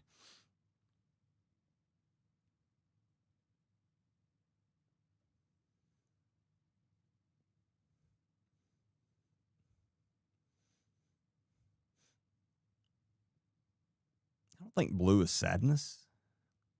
Blue is calming. Blue and green are supposed to be calming.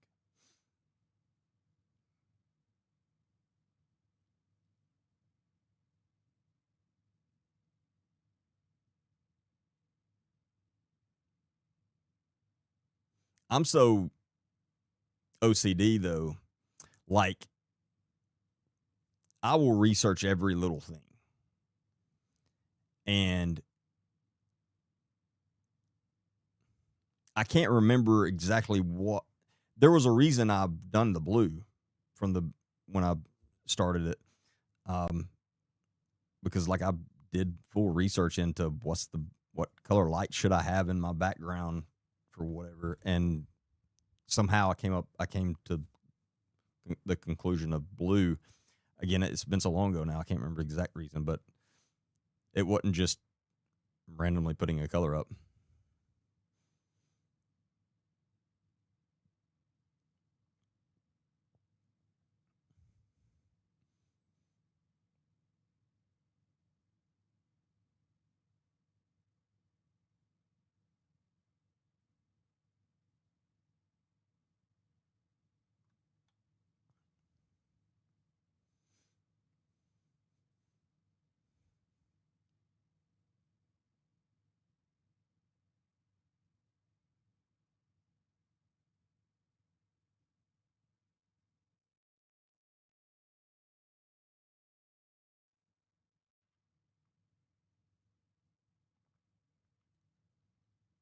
I can't. Let me see what else I was going to discuss tonight.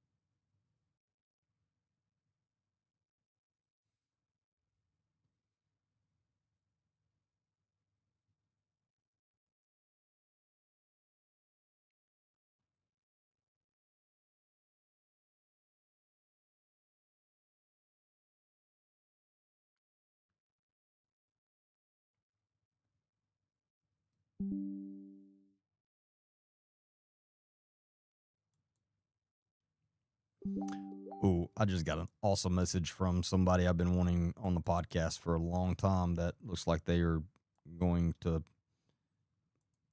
be coming on now.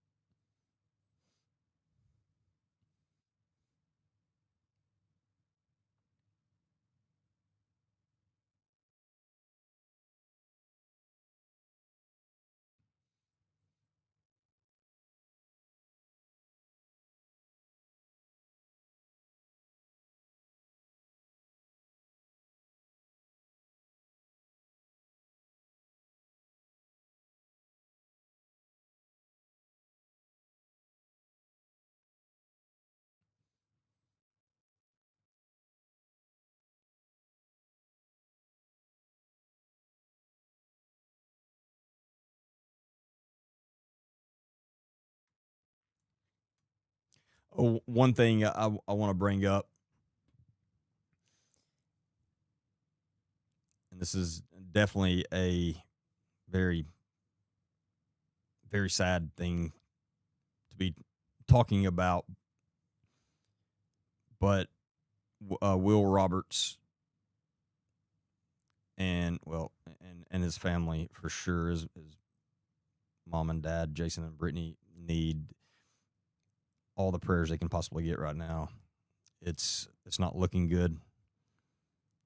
In fact, doctors have told them that there's a chance that he may only be here a few more days. I cannot imagine what they're going through, and if you don't know that family, they're amazing people. Truly, they're good people. I've known them for a long time, known very well, and been on numerous vacations with them. They're just good people, and no one deserves to go through what they're going through. But of all people, I don't understand why they're having to go through it for the second time because they've already lost one child. But please pray for them. If just pray for them.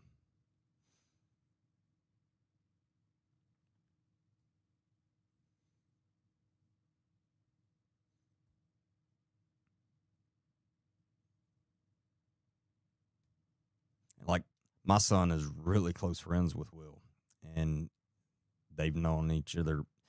My son's known him since he was born, and I mean, he was asking me some questions today that I didn't know the answer to. I didn't know how to answer, and it's just,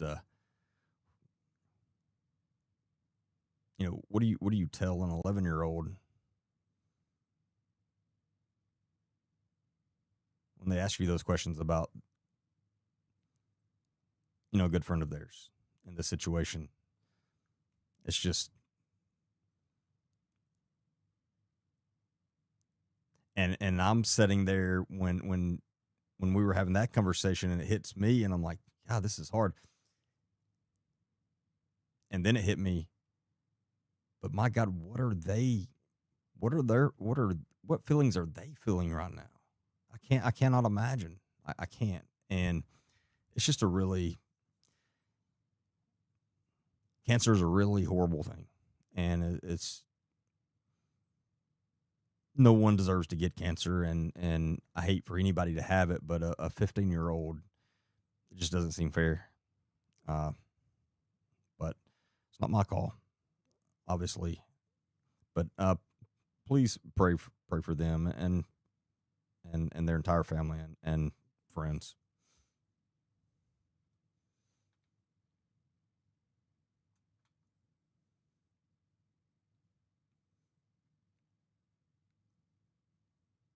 But Jason and Brittany both have given their entire adult lives to serving this state and their communities. They've both been in law enforcement for years, and they're just good people, selfless people that, again, have given everything to this state, and it's just I can't imagine what they're going through. Anyway, pray for them.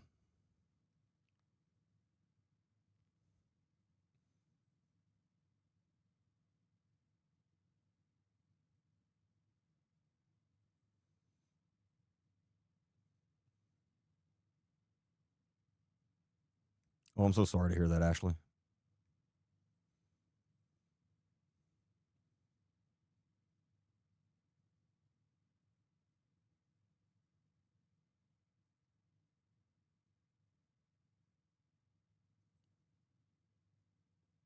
But Will has touched a lot of people. He has done. There's no telling how many people have been brought to God through this. I mean, he's touched more people than most of us will our entire lifetime, and that's amazing. It's amazing. And the other thing about him, he is an awesome kid. He's always been. He's never been one of those kids that, you know, that you wouldn't want your kid to be around or anything like that. He's always been an amazing kid. Just always been great.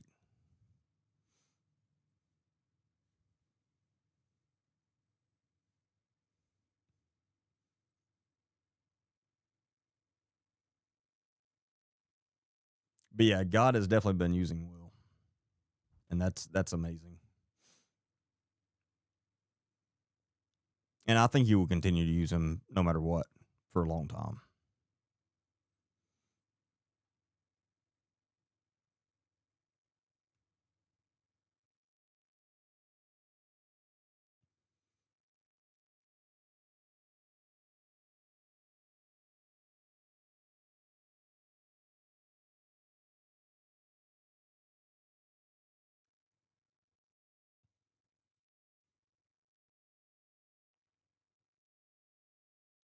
And if you're not following Brittany Roberts on Facebook, make sure you go follow their page.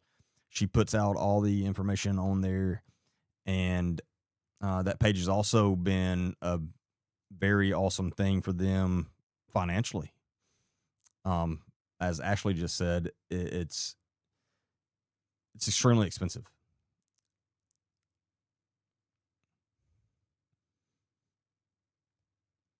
Yeah, they're in California right now.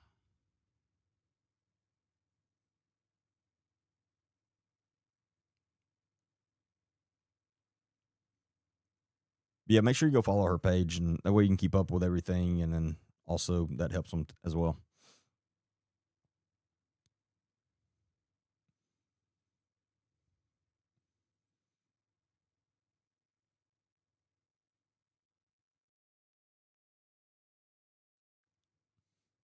That bless that is a good point as well. Um, a cancer insurance can be a lifesaver. If you don't have that, you need to look into it. It's not that expensive. We've had it ever since. Unfortunately, so I was raised by my grandparents, and unfortunately, I've lost them both to cancer, and they both had cancer insurance. And I don't know what we would have done without that with both of them, but it helped so much. It helped so much. And when I saw them go through it, and then again, how expensive it is no matter what, and how much that helped them, I was like, I'll always have that, and we do, and we'll always have it.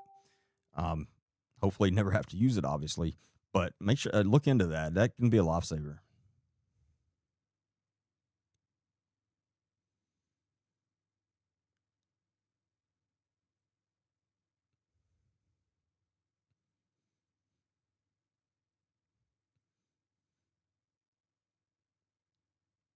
Yeah, it can. It like and again, I'm sure there's different plans and stuff, but like I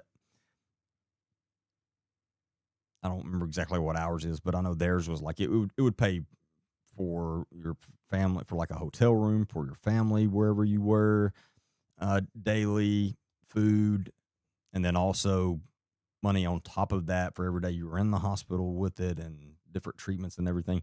But it's well worth it. I don't sell insurance, obviously, but I've just that is one that I do believe in. I do believe in that in cancer insurance because I've seen it help people so much.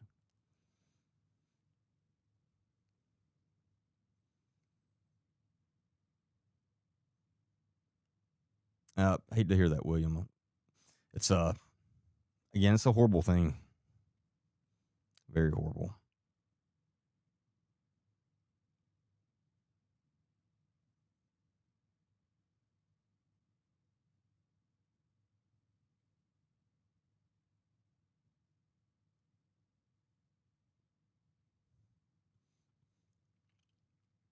Yeah, Affleck's who we have it through now, I think, as well.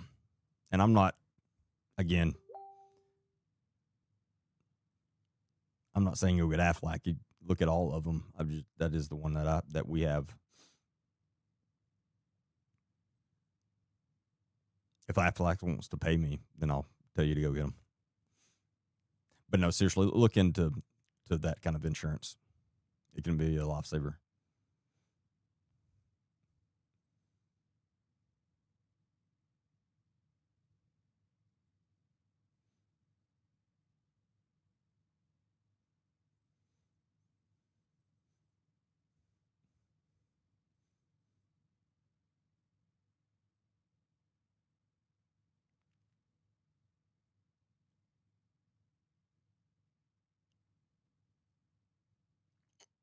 And then also, if you now obviously this has nothing to do with Will because he's 15 years old. But if you're older for sure and something starts not feeling right, get go get your blood checked at least. Because there's a lot of types of cancer that if you pick up early enough, then you'll make it through it. Some of the same ones, if you don't pick up early enough, you're not. And I've seen so many people deal with that. But like that was bothering me for so long, and I just kept putting it off, and then finally went, and then it was like too late.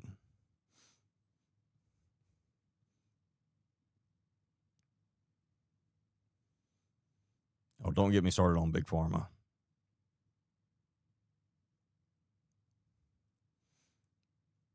Big pharma is the worst. Big pharma is the worst thing to ever happen to this country by far. 100% evil. 100%.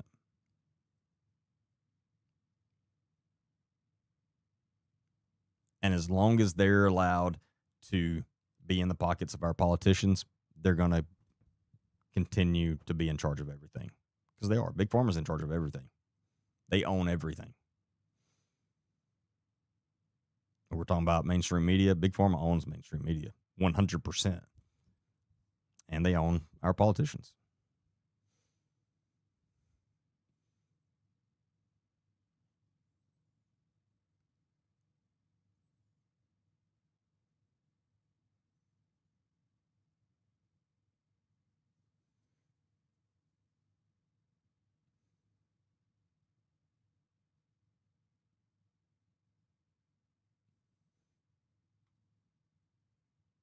Yes, definitely the biggest pack in America.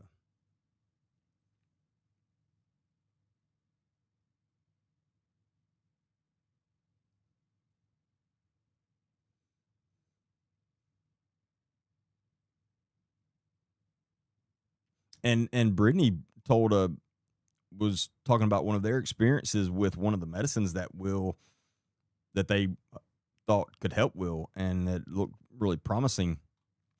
And they found out that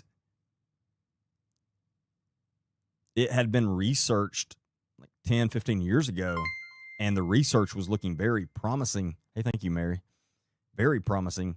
And then they just stopped all the research on it. Big Pharma did because they owned it. That's what they do. People, I used to hear people saying, "Oh, they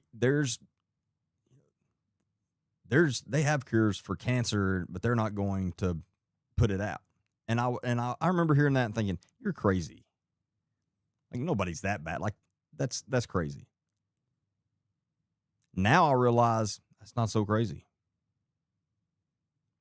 I don't doubt that at all. Actually, I don't. And that is nuts to say, but it's the truth.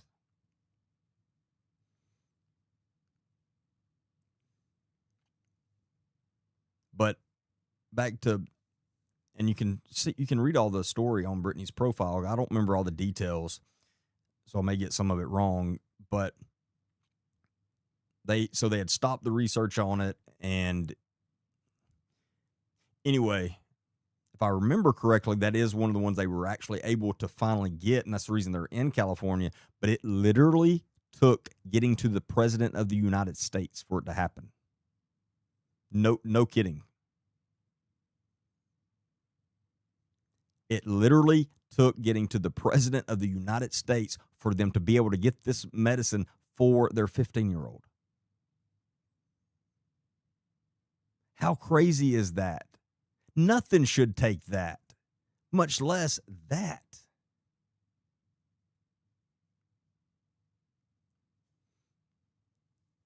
Like, that's nuts.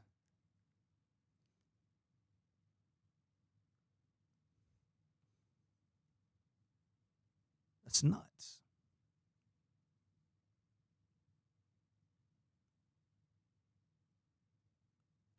And if it hadn't gotten all the way there, they wouldn't have had it. He wouldn't have even gotten to try it. It's just, that's crazy. Because how many kids are out there that could use that, benefit from it, and they don't have the following that Brittany had? Thank God.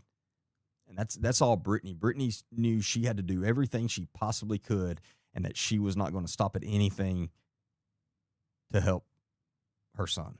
And she did it.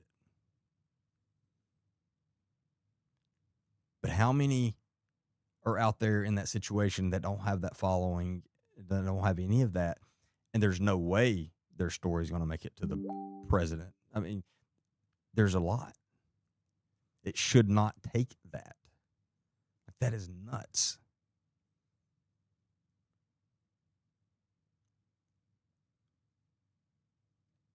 And still, and we're talking about the same in the state of Alabama and a lot of other states. It's still illegal to possess a small amount of the green stuff. And why is that? 100% Big Pharma. I know that for a fact. The only reason the green stuff is still illegal anywhere is because of Big Pharma. And if you don't realize that, you've been brainwashed. That's the truth.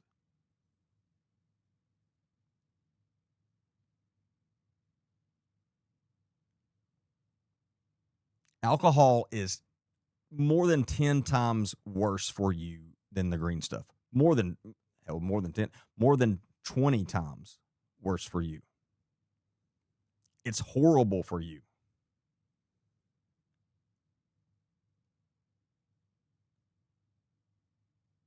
So why is the green stuff still illegal in places? Big Pharma. That's not my opinion. That's the truth I'm telling you. Any politician today that's still speaking out against that green stuff is in the pockets of Big Pharma. I will bet you everything I've ever owned on that. That's the truth. And there are still people that believe that their politicians say, oh, this is horrible. This is the devil's lettuce. Isn't that what they call it? The devil's lettuce. And people are like, oh, yeah, it's horrible for you. Prove that. You can't.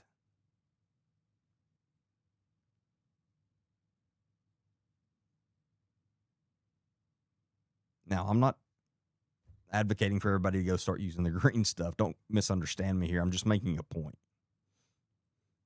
Now, I am, if you are going to drink alcohol and you have where you live, it's legal to have the green stuff, use the green stuff.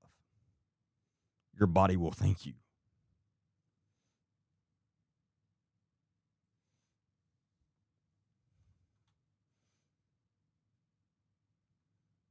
No, thankfully I don't have to do private insurance. So I can't help you there. I don't know much about that.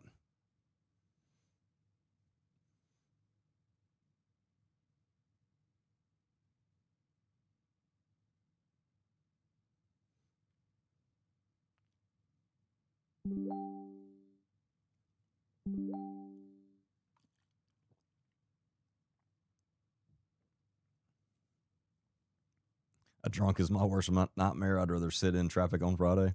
No, I agree with you. Yeah, have you ever been around an alcoholic when you're sober? Yeah, it's not fun. But again, my point is, alcohol has cost more people their lives than any other drug. As far as if you look at our country from the last 250 years, alcohol has taken more lives than any other drug by far. Why is it legal everywhere when the green stuff doesn't do that? Now, if you use it every day, it's not good for you. But if you use it in moderation, not only is it's not bad for you, but it's actually good for a lot of people. It has benefits using it in small amounts at times.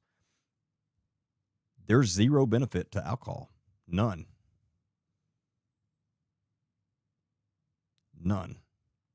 It's one of the worst things that you can do for your liver. And we still have people out there believing that alcohol is better than that. That blows my mind. But again, my point behind all that is that's all because of Big Pharma. 100%. Now you have to ask yourself, why is Big Pharma so against the green stuff? That tells you all you need to know.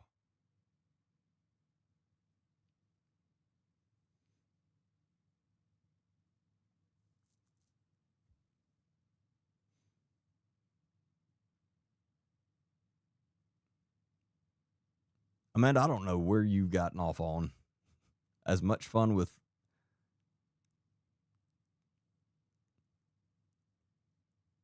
Are you talking about like Coca-Cola or are you talking about the other Coke? Because now I'm confused. The other Coke is not good for you. I'm not advocating for that. That is for sure. Not good for you at all. No, I knew what you were talking about. I was just messing with you.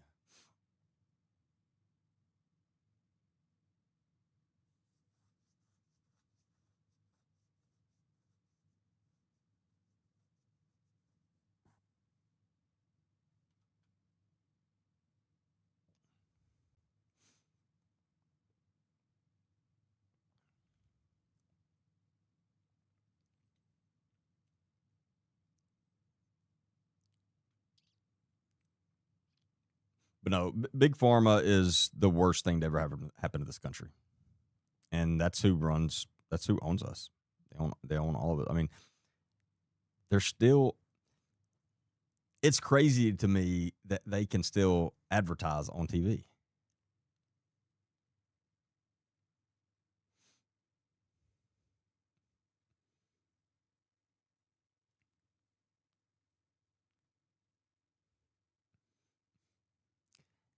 That's Monica. The saying the green stuff can lead to harder stuff. That's just not true. And my I can prove that through if you look at the amount of people that have used the green stuff and the percentage of those that then went on to use harder stuff.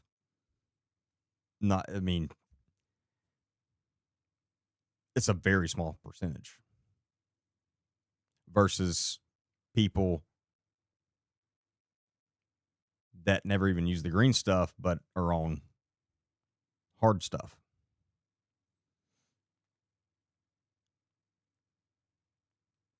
And then on the other hand,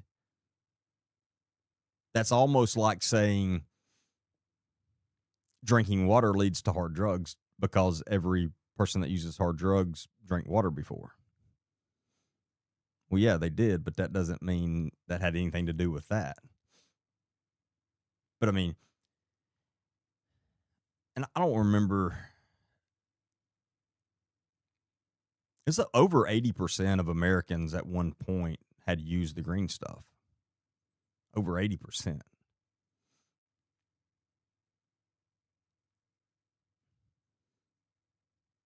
And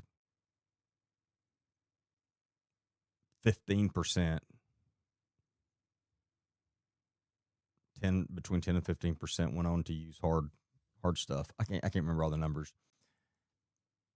Well, a very young person shouldn't use that. No, absolutely. No, I mean, I agree with that. I'm not advocating for anyone to use it. I'm just saying if you have a choice in your state between that and alcohol, you need to use that because your body will thank you.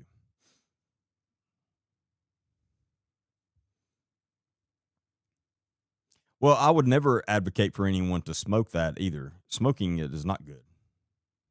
That's I'm glad you brought that up. Because I always try to make a point to say I'm talking about edibles, not smoking it. You shouldn't smoke anything. Smoking anything is not good for you. It's horrible on your lungs. It's horrible on your uh your gums, your teeth, and bad dental hygiene leads to horrible diseases and sickness. It's a domino effect, but you shouldn't smoke anything.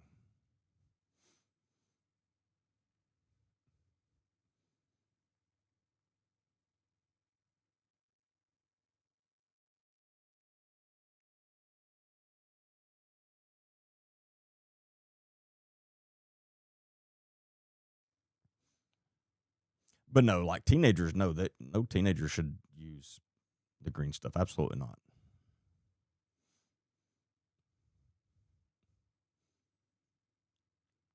Yeah, I'm specifically talking about grown people that are grown enough to make that choice and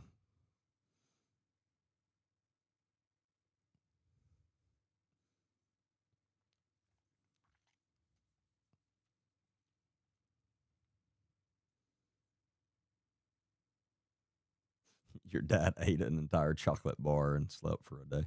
I don't think you're supposed to eat the whole bar.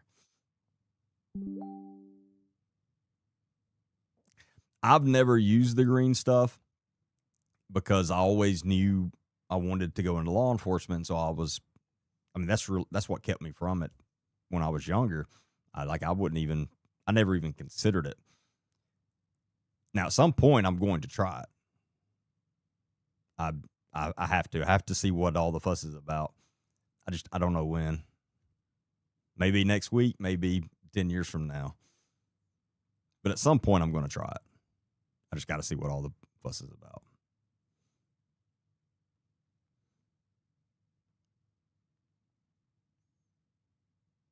Oh, you're a dental hygienist? I didn't realize that. Is it weird I've always wanted to be a dental hygienist?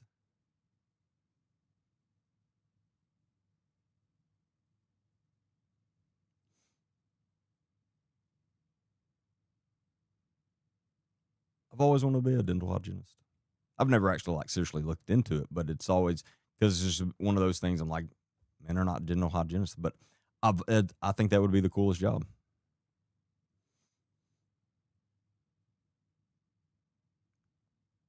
I think it's like my OCD, ADD.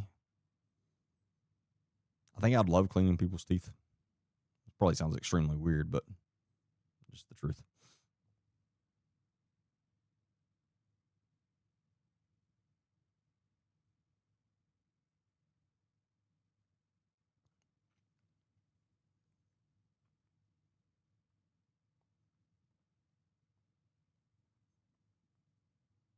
I don't have a tooth fetish. No. I enjoy cleaning things. Like, I will sit and clean my firearms for hours and hours and hours. I like those little tedious things like that. I love that stuff. And I'm like, I think being a dental hygienist would be awesome. I truly think I would enjoy it.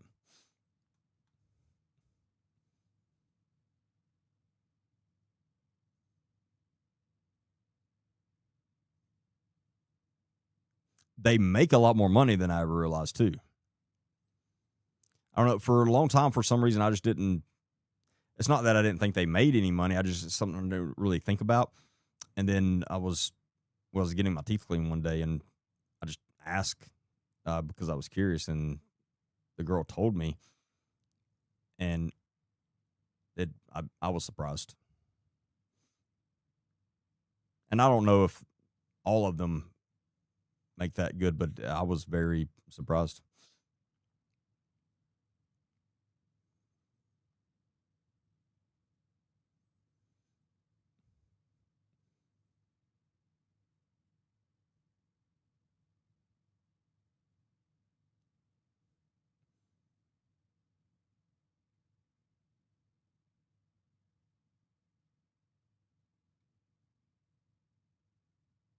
Can y'all make those lights not hurt our eyes so much when we look up?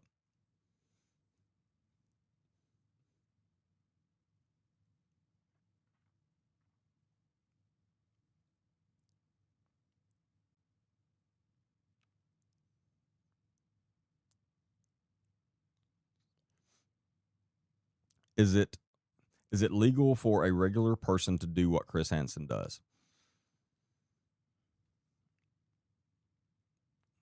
It's not a easy, it's not a simple answer.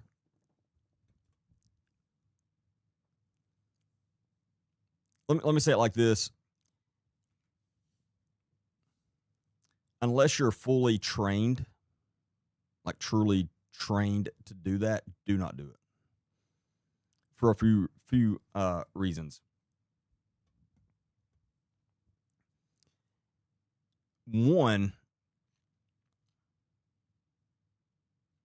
if you're not trained and know exactly what you can and can't say, then you catching a child predator is not going to do any good because they're not going to be able to be prosecuted. That does no good. Just doesn't. So that's one. And two, you could do something illegal and not realize it while you're doing that. I'm very, very against these people that have the social media platforms that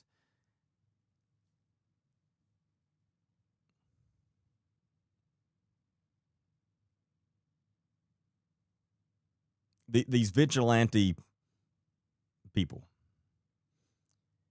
I'm very against that.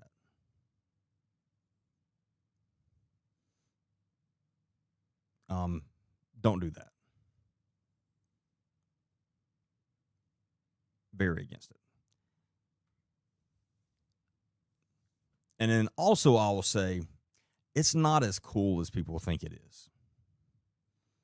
I think people have the wrong idea in their head of how it would be to do it. It's not. It's not fun. I've never actually done it, but I've been part of some of those operations, and so I've seen the conversations and I've watched them a lot, and so I know the things you need to say and can't say and stuff. I've just never actually done it myself because I don't want to. I don't have that in me. It's not. There's nothing fun about it. If you find it fun, probably something wrong with you. To be honest with you, but I do understand a lot of people that what they have in their head of what it would be like, but it's not like that. It's you have to have some really vulgar, horrible conversations with people that are talking about doing things to children.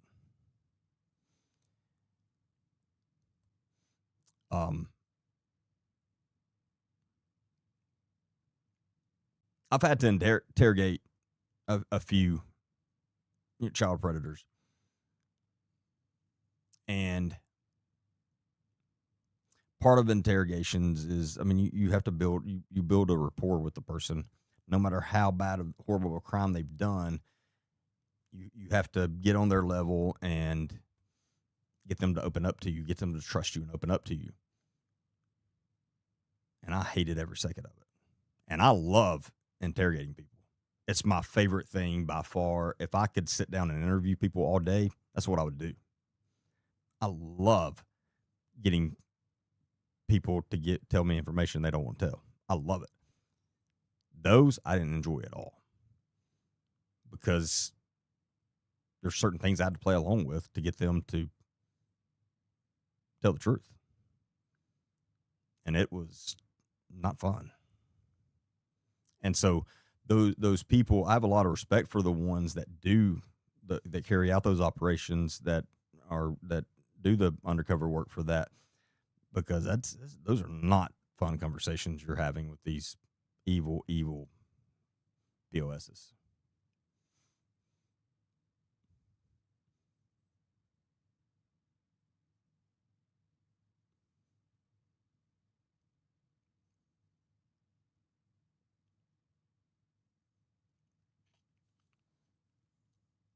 Yeah, a lot of people that do that are not doing it correctly. They're just, again, and they're not doing any good.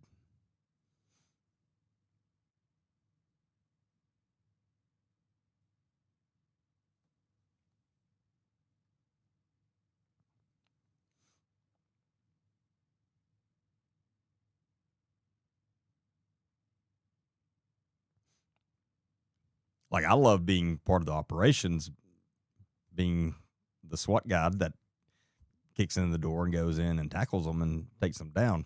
Love that part. Didn't care anything about being the undercover in those.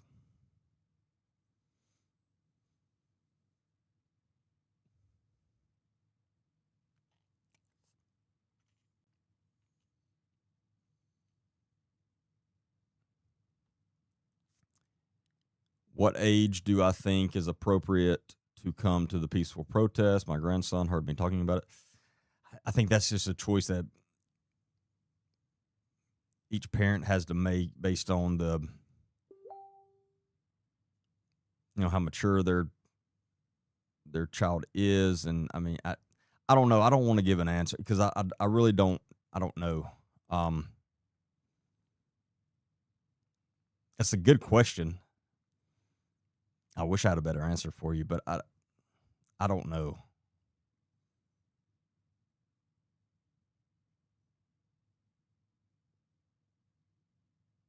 Like my son wanted to come, and I told him absolutely not. For a few reasons. Number one, his mom would kill me. Um, for two, I have a target on me, and I understand that, and so I don't want my children around that. That's the main reason. But I still think even if it wasn't for that, I still don't know that I would let him go. But I don't know. I mean, again, I don't know. That's a hard question, but it is a good question.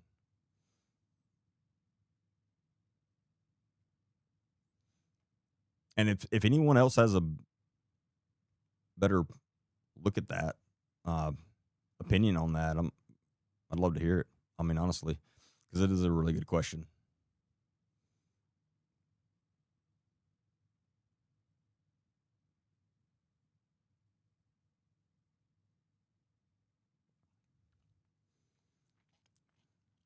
Because you're like a 12-year old definitely needs to understand that that happens and needs to understand what it is and all that stuff. Obviously, y'all have heard me numerous times. I mean, I'm big advocate of that. They definitely need to understand. Hey, this happens and it's bad. It's horrible. It's not okay. It's not normal. Um. So, but I don't know.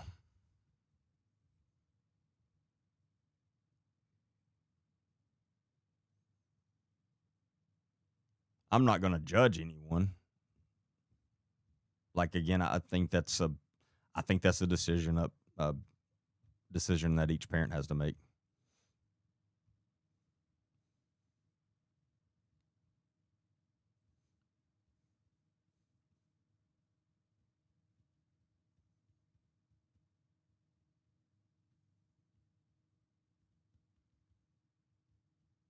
Oh, my son knows all about this stuff. I mean, he's had those conversations.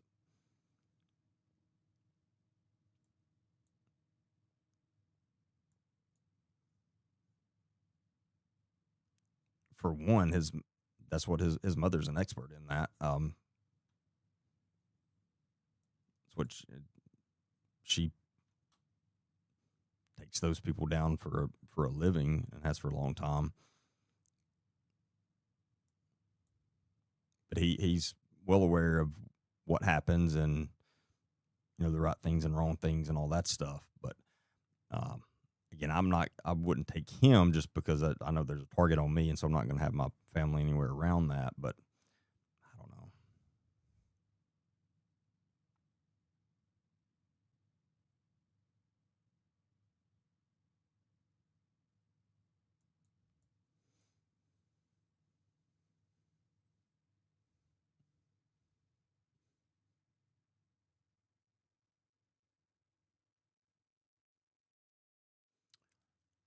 Ashley said Lucas Pidge, Pigge. If anyone is in Georgia, owns Hodnett, Hodnett. I feel like I'm mispronouncing all these, but he owns Hodnett Cooper Vacation Homes.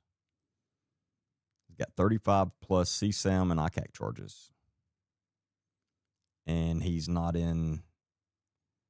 Is he like out on bond or is he served his time and out?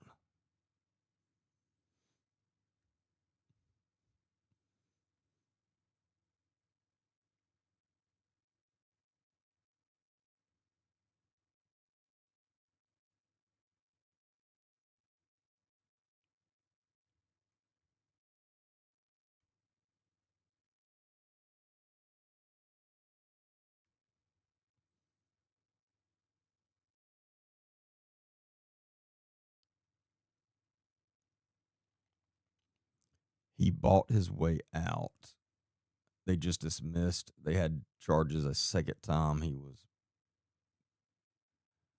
caught with. Oh, we're gonna have to look into this.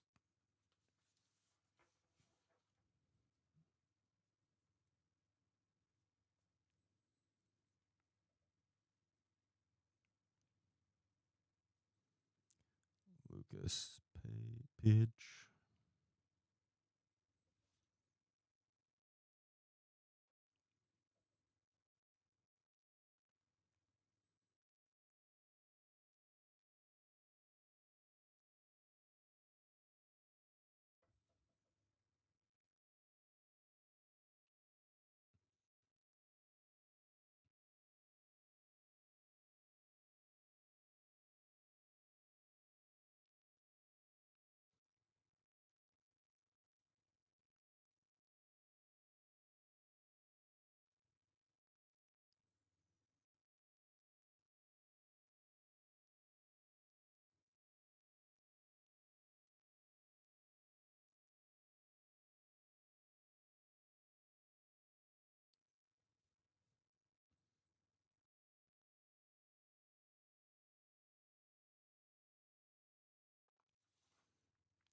I'm gonna look into him.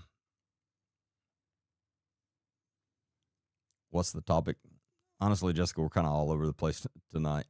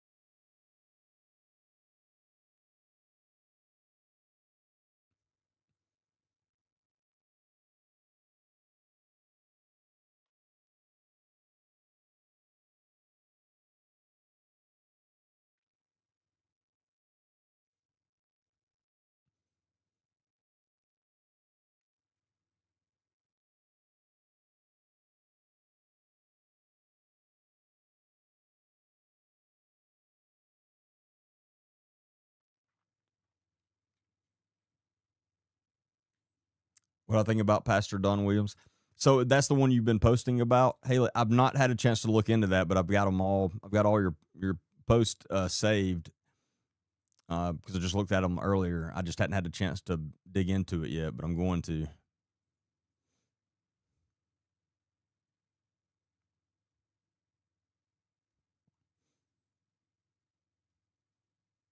Yeah, for sure.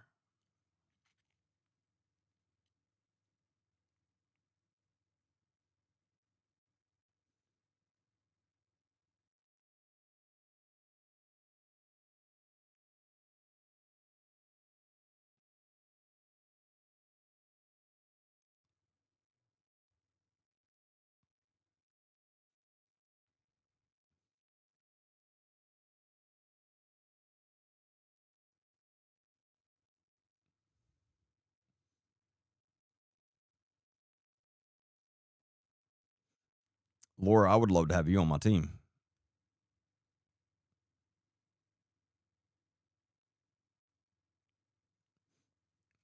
I just got another PI, whether she thinks it or wants it or not. She's on my team. Um, she knows who she is, but I'd love to have you on my team.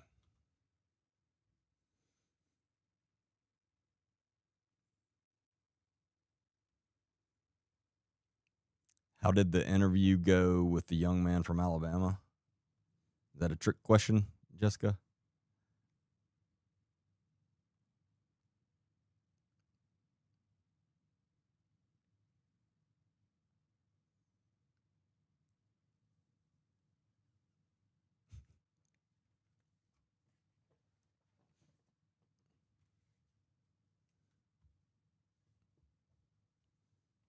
Oh, I'll message you, Laura, for sure.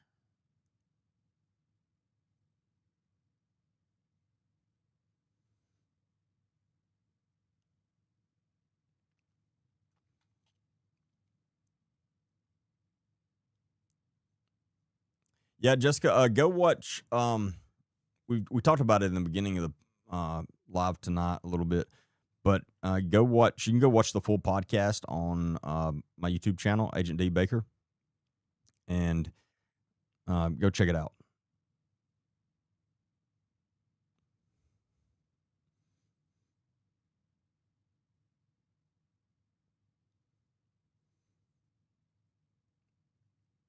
I can't believe people are mad about Carson. I'm telling you, I've gotten like hate messages, like telling me I'm the biggest scum of the earth. Not in those nice words, but over that.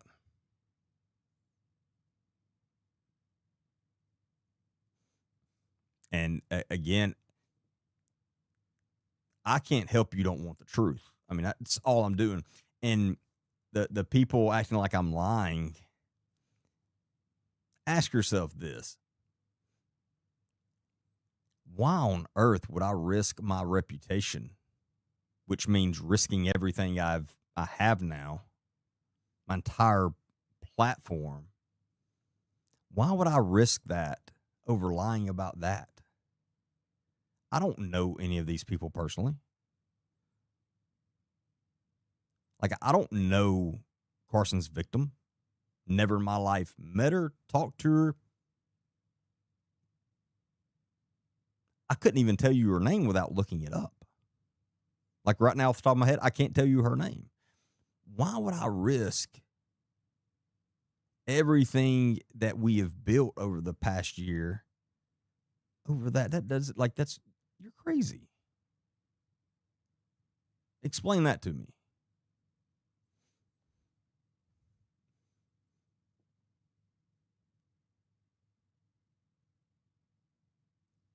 I'm just making sure everyone is aware of who Carson is. And none of that should take away from who his dad is. Travis Burks, Carson's father, is a horrible, evil abuser. He's a piece of shit.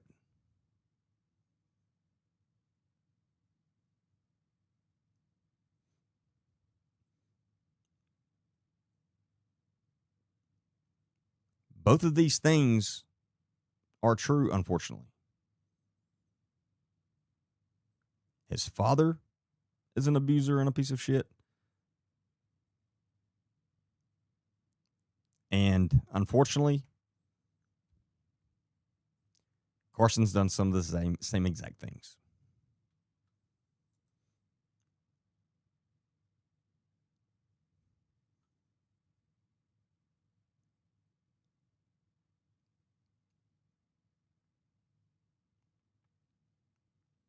And exactly, Jessica.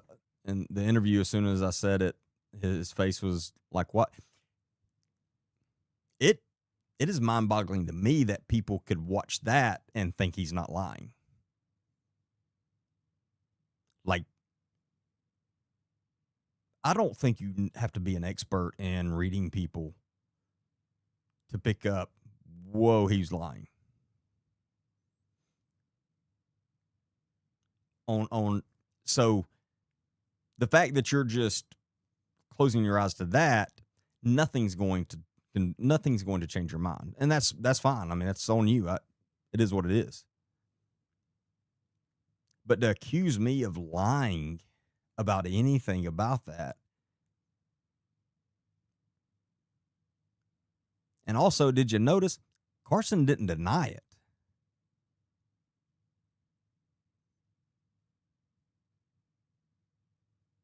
The only thing he denied, he said nobody gave anybody a broken bone or a black eye. That is specifically what he said.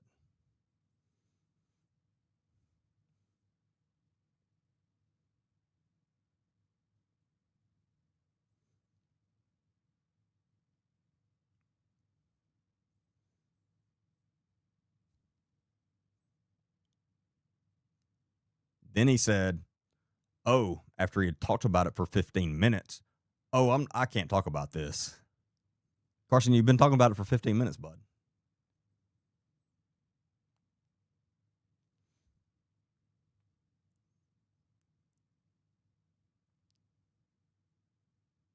And then I kid you not, there are people that have been commenting and messaging me saying, his brother really did call him. Why are you saying he's lying about that? Like, did you see the podcast? Like, what are you talking about? His brother was calling him. He was not. I played every second of it. He never says hello, hey, what you doing? He never says anything to his brother on the phone other than, I got to call you back. Bye. So that's all he said during the entire conversation? No, he didn't call him.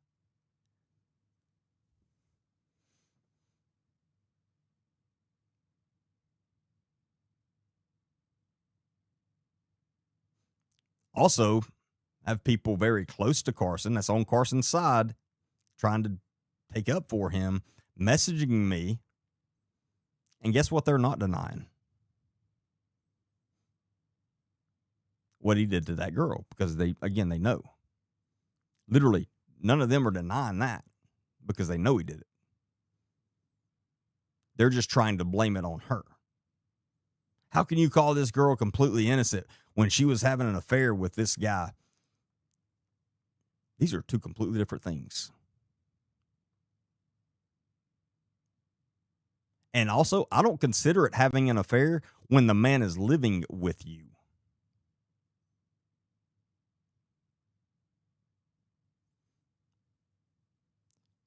Travis Birch was living with her, completely separated from his wife at that time, for sure. Now, did they have relationships before? Probably. I don't have a clue. Nor do I care, honestly. I don't care. That's a personal, private matter between them. That's it. It's not criminal at all. No, they're literally saying, they're trying to say that gave him the right. Oh, he was mad. He had all this anger and he was taking up for his mom. She threatened his mom, so he was taking up for his mom. Why didn't he do that to his dad? Because we know his dad abuses his mother. We know that. And if you're mad about this affair, dad's just as guilty, if not more. But Carson chose to go take it out on this 5'3" girl.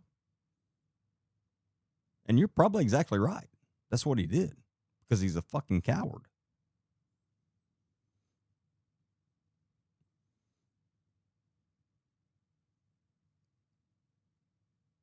I have nothing for a man that beats a female. Nothing.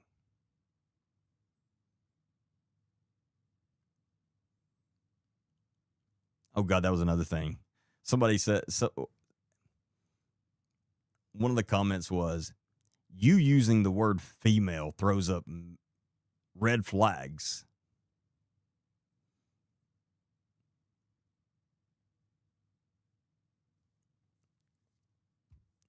Don't try to be an expert in things if you're not.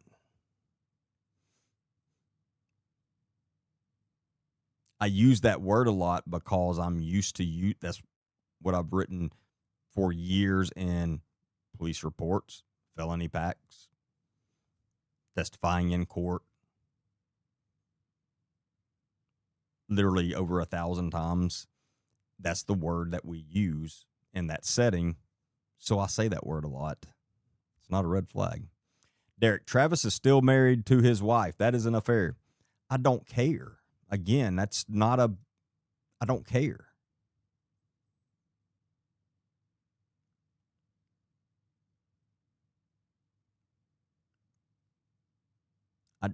I literally could not care less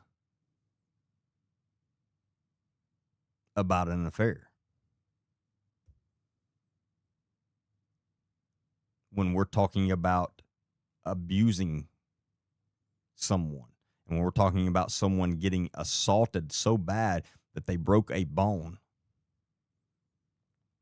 and had numerous bruises, cuts, scrapes, injuries.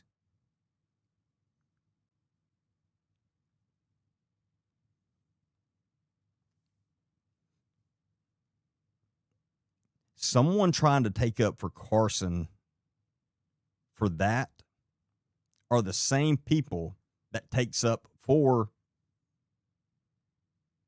husbands that abuse their wives. You know what we call that? Victim blaming. Oh, she cussed him. Or she treated him so bad he couldn't help it. He just had to start hitting her. Those are the same people. What's supposed to be wrong with saying female? I have no idea. There's not. Again, it's never been a red flag to me, and I'm considered an expert in that stuff. But so I just saw that comment. I was like, what an ignorant comment.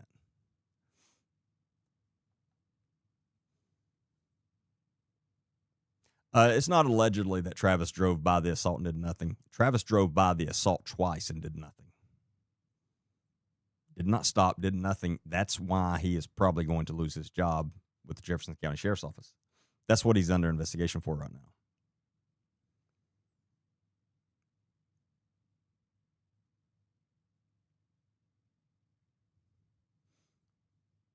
You're exactly right, Amanda. Marital rape is another thing that people try to justify. You're exactly right.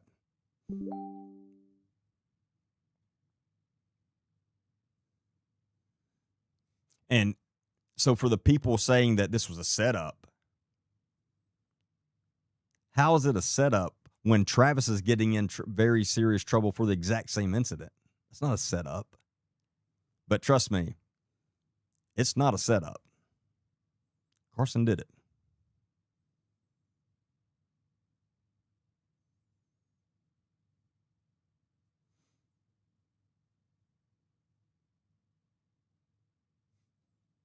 And yeah, I don't know if this is your point, Ashley, but if it was a setup, Carson would be screaming from building to build, from the top of the buildings about this. If you're literally being set up, you're not going to be quiet about it. You're going to be as public as possible with that. Not, I can't talk about that. My attorney told me not to talk about that. Bullshit. If I'm being set up by corrupt law enforcement, I'm going to be screaming publicly as much as I can. That's your first sign it's not a setup.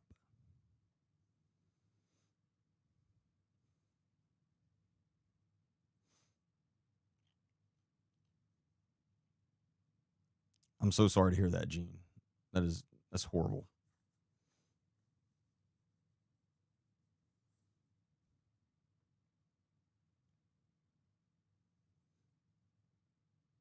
Yeah, the Carson said his dad was there, that he pulled up and was there. That's not true. He didn't pull up.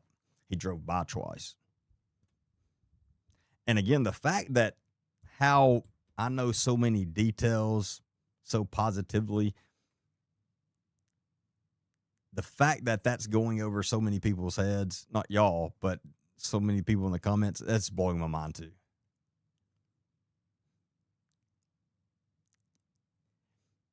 It just, I don't understand people at times.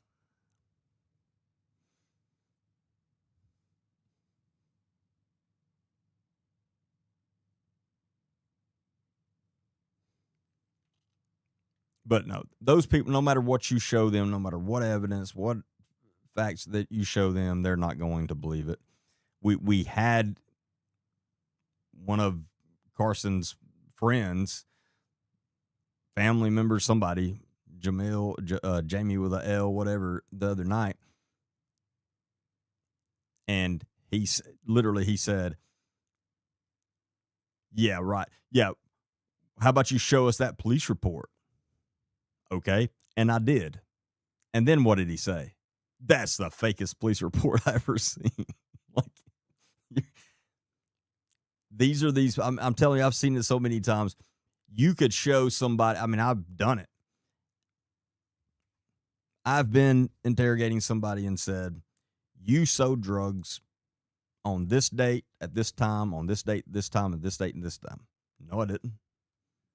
All right. Well, I've got you on video and audio. No, you don't. Show it to me. Let me see. Okay, here, and show it to him. That's not me. I swear, I've sit across the table from people like that. I'm like, what do you mean it's not you? No matter what you show them, they're not going to admit it.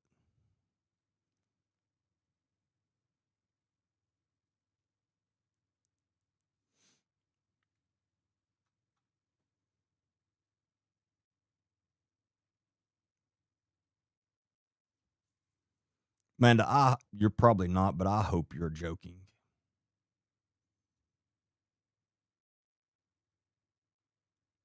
But if an officer asks you that, hmm,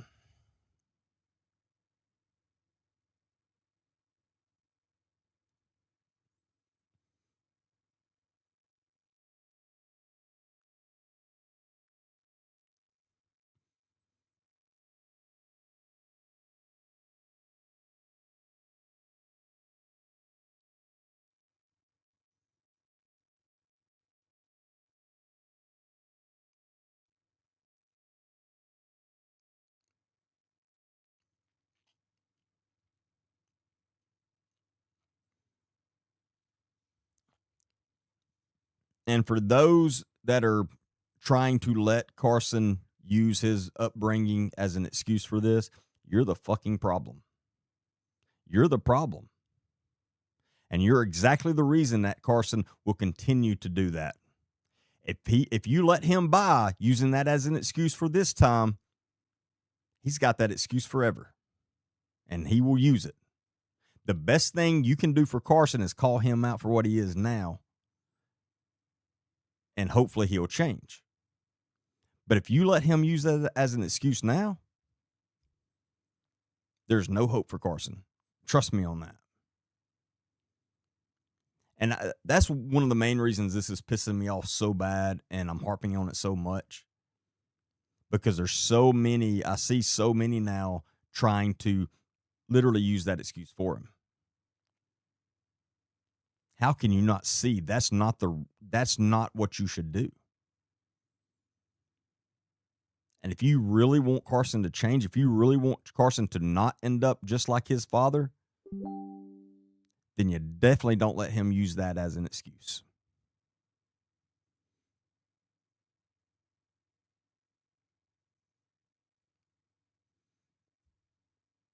Yes, Carson needs serious help. He needs serious therapy. And he told me during the interview that he's had some, but he obviously needs a lot. And I'll definitely agree with you there. He needs professional help. He needs therapy.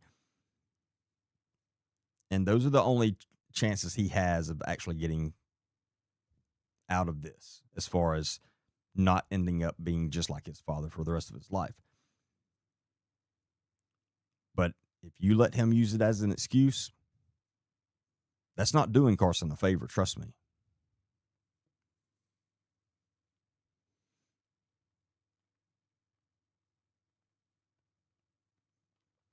And also, just like somebody brought up earlier, and this is allegations, obviously. I don't have full factual proof that these things happen. I have seen the protection from abuse order, though. But Carson's own girlfriend in 2023 got a protection from abuse order signed by a judge and served on Carson. And in that, she alleges some pretty serious abuse on Carson's side. The same girlfriend, from what I understand, that went and helped him beat this other girl.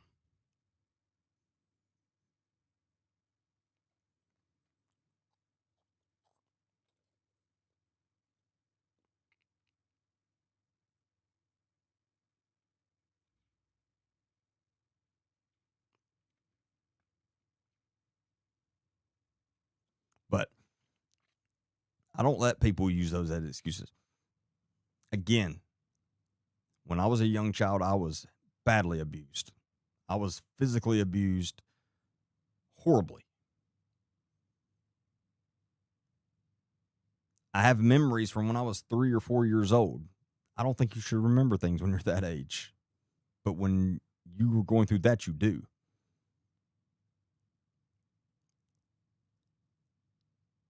Never in my entire life have I even thought about punching a female, hitting a female, putting my hands on them in any way whatsoever like that. Nor have I. So you're not going to tell me that that's an excuse and that that's why he did it. Bullshit. He did it because he wanted to. And now he's trying to use that as an excuse. He made the choice.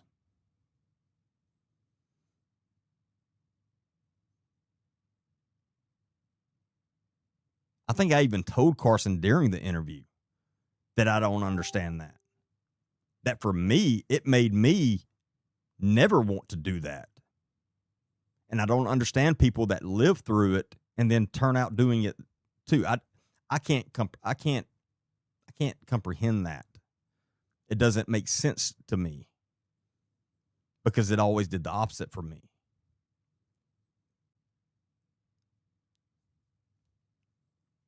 But there are a lot of people right now trying to let him use that as an excuse.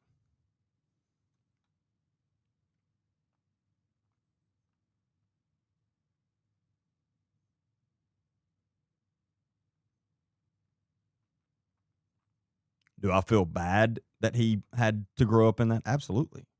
That sucks. I don't wish that on anyone. But he isn't a grown adult now. He's 24 years old.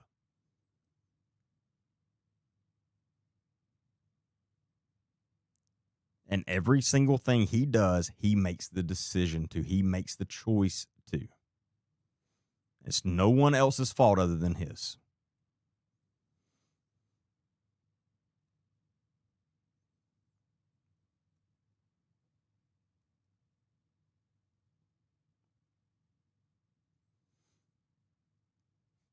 And for those saying that this is just us, all of us that's on his dad's side, that's standing up for his dad, because that's clearly what I'm doing. Obviously, I'm being sarcastic. That's the opposite of what I'm doing. But for those saying that we're bringing all this up and we're just trying to take the heat off of his dad's stuff, that's literally what Carson is doing. That's why Carson has been so outspoken about his dad lately. That's literally what he is doing. Now, I'm glad he did. I'm glad he's called his dad out and brought all this publicity to that and this awareness to it. But that's why. Now, the why doesn't matter to me because I'm just glad he brought it out. But that's why.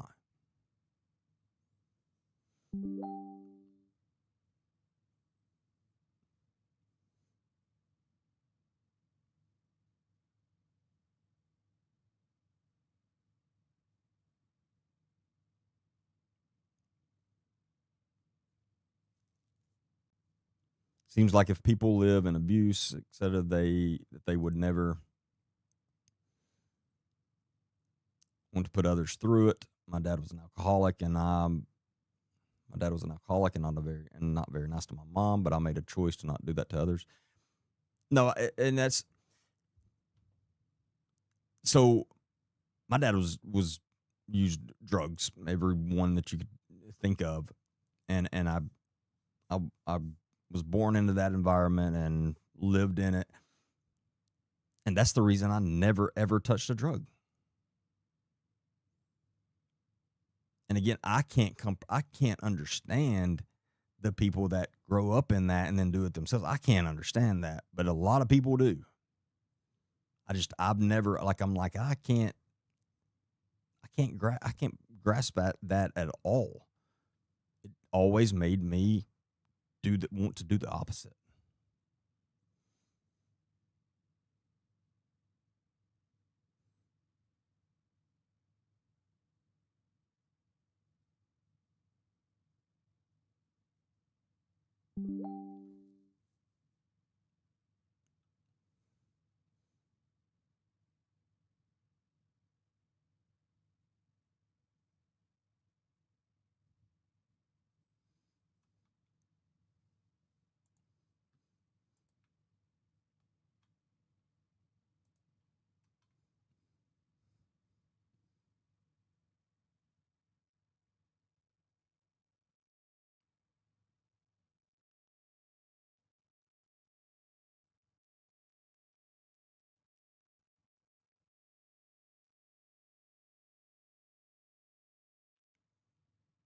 Hey, Kim, how are you?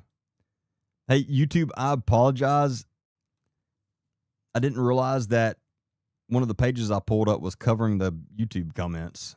So I've not been ignoring y'all. I just accidentally covered you up. So I don't know how old some of these comments are, but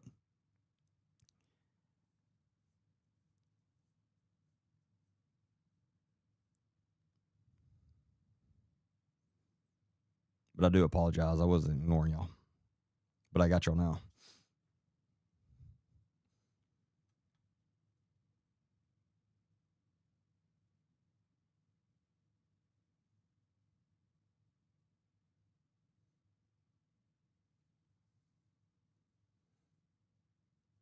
I don't see Sushi's comment.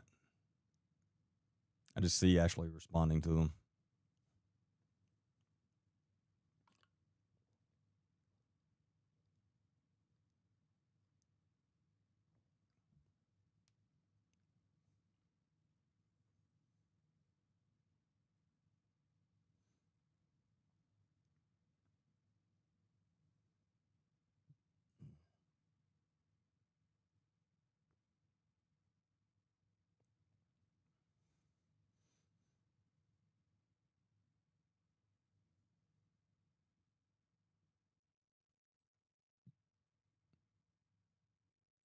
Oh, of course they are.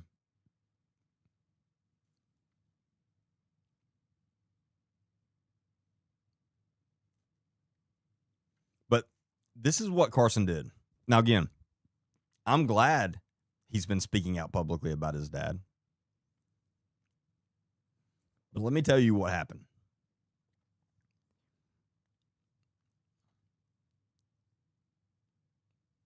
They went and this June 19th thing happened. And then he realized, oh shit, I may have screwed up here and I'm going to have to get an attorney. And more than likely he went and talked to an attorney and they were like, it's going to be this much. He's like, I don't have any money. And so then he really sat down and was like, okay, I got to play this for everything I can get out of it. And that's when he really started pulling that sympathy card out on everybody. And that's the exact same time he started begging for money and got his GoFundMe up.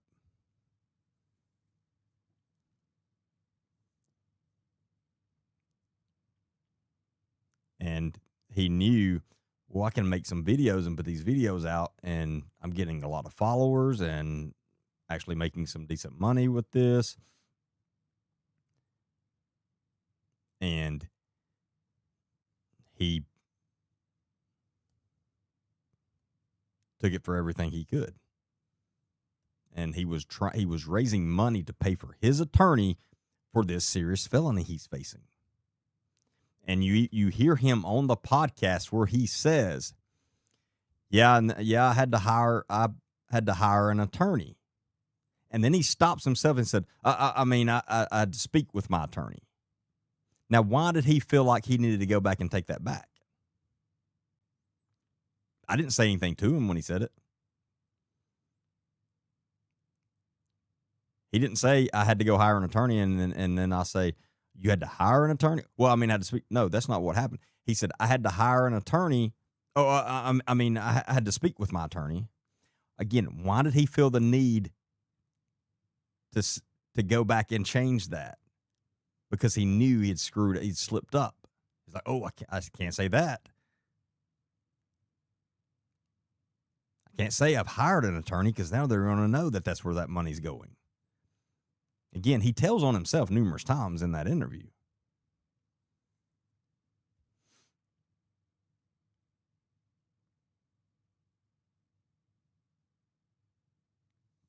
And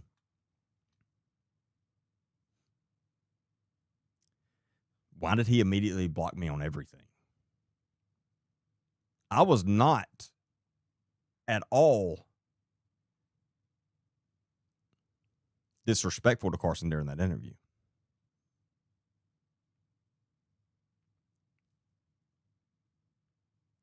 Because if you come on my podcast and you're respectful to me, no matter what you've done or what we're talking about, I'll be respectful to you back during the podcast. I'm not going to be disrespectful to you. We're going to have those conversations. I was not disrespectful to him at all. But literally, as soon as that interview ended, he blocked me on everything. I had time to send him the message. Hey, dude, did you have us on live without me knowing? And then he immediately blocked me on everything.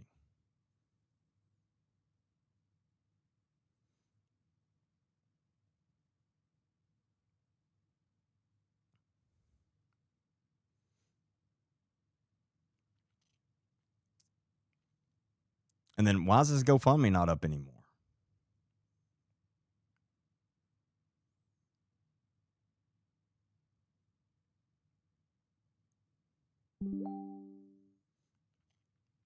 The full podcast, the full interview is on my YouTube channel, Agent D Baker. And if you have trouble finding that, you can go agentdbaker.com. Our website is agentdbaker.com. And links to all of our platforms are on there. So you can find the YouTube link on there and it goes straight to it. Or you can just go to YouTube, type in Agent D Baker, take you to my channel, the full podcast, the full interview. It's over an hour and a half. If this is defamation, then tell them to sue me. Simple. Tell him to sue me. If he didn't go beat that girl, tell him to sue me.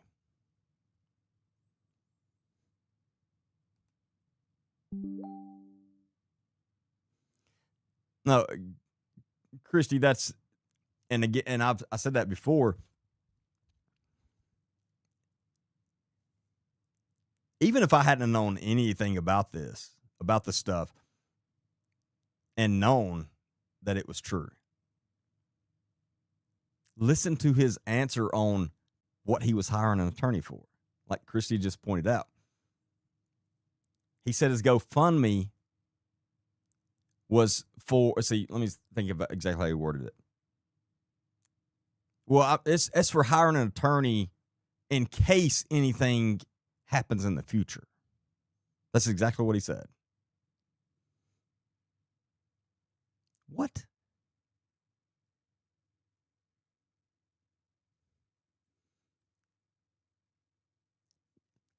No random normal citizen goes and starts paying for an attorney in case things happen in the future. Nobody does that. If you're a business owner or something, then yeah, you probably have an attorney on retainer. A random 24-year-old is not going to have an attorney on retainer for no reason. Like that. Come on, people. Again, you don't have to know anything else, but just listen to that answer and you know that's bullshit.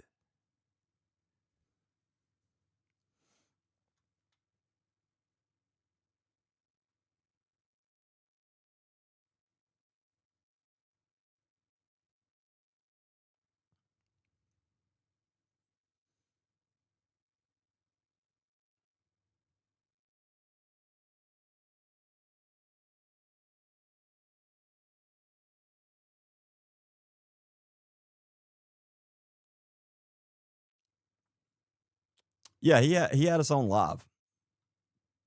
I had no idea. And then when he turned his live off, he lied to me about what he was doing. I had no idea. I had no idea that's what he's doing. After I finished the interview, I I've got like three messages. Three different people would message me, "Hey, do you know that he had you on his live, or that he, because they had messaged me during it and I just didn't see it then. Do you know he has you on his live?" And all three of those people that messaged me that, I guess, could pick up that I didn't know. So they're like, "Hey, I don't think," two of the messages actually said, "Hey, I don't think you know, but he has you on his live right now." And so I see these messages, I'm like, "What?"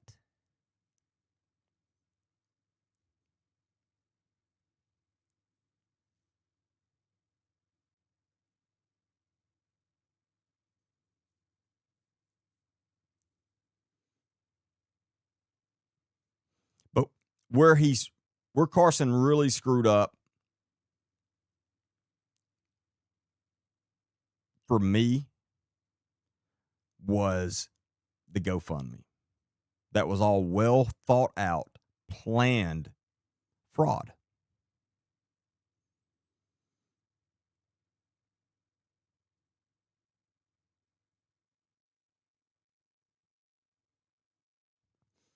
And exactly, Mary, he implied, and that's what I told him. He implied that the GoFundMe was to defend anything that may come up concerning him outing his father. That's not true at all. The GoFundMe was for him to pay for his attorney for this felony charge he's facing. And I gave him, what did we counted the other night, like 5 different chances to tell the truth about the GoFundMe then, and he wouldn't. I gave him every chance in the world. I kept pushing him on it because I wasn't going to let him not answer the question. If you come on my podcast, I'm not going to let you get away with not answering a question. If I ask you a question and you don't answer it, I, I'm not just letting that go. You're going to answer the question. And for the first few times, he tried to not answer the question. But no, people deserve to know where their money's going. Now, again, if they know exactly where their money is going and they want to send it to him, fine. I'm not judging you. I'm not telling anybody not to send him money. But most people that send him money had no idea that's what it was for. And I've gotten messages from quite a few of them. Quite a few saying, "Thank you so much. I've sent him money. I was going to send him more," or "I sent him money and then my aunt was going to send him money and now I've told her and now she's not." It's not right to fraud people out of their money. If you want to ask people for money, tell them the real reason what it's going for. And if they want to send it to you, okay, that's cool. But you don't lie, you don't scam people out of their money.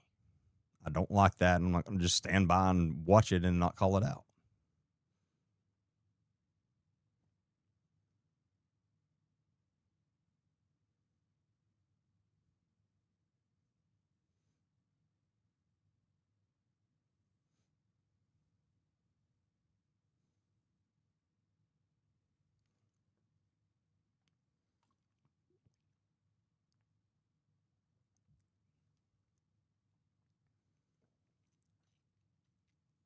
And I was going to tell him,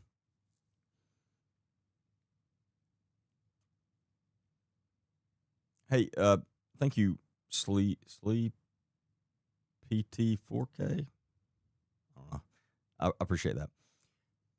I was going to tell him the next day. I was going to message him the next day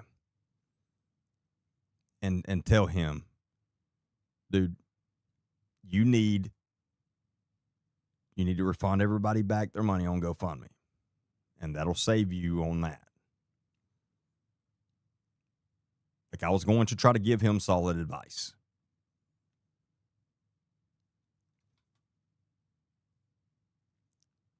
Couldn't, because he immediately blocked me.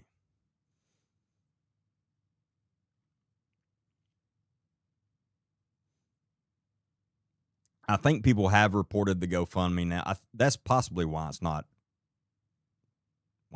taking donations anymore. I don't know that for a fact, but that's what I figured because I've had quite a few people message me said they've reported it to GoFundMe.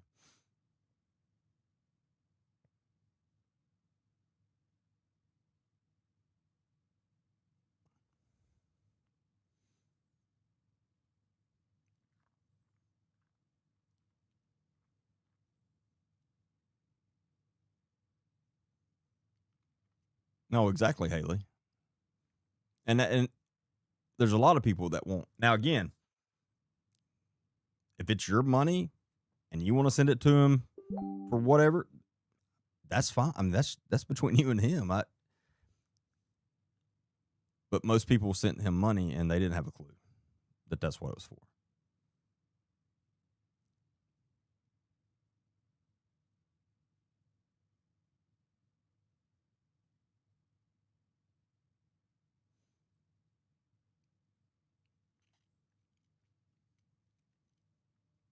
And yeah, over $5,000. And again, none of this takes away from the POS his dad is. These are two separate things. His dad is a POS. His dad is an abuser and a horrible excuse for a human. Just like I told Carson, I don't care. You could be the worst human ever. It doesn't take away from who your dad is.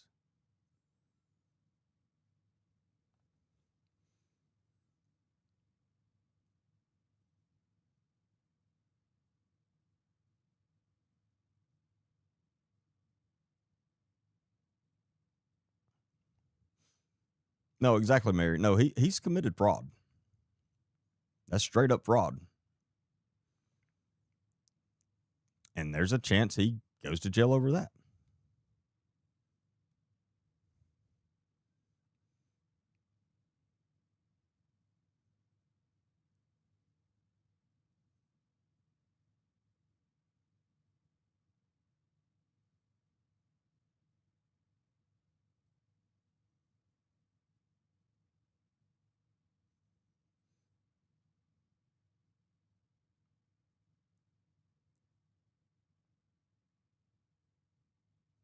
That very well said, Haley. This is something I've dealt with creating content a lot. A lot of people think black and white and can't understand the concept that two things are allowed to be true at once. You're exactly right.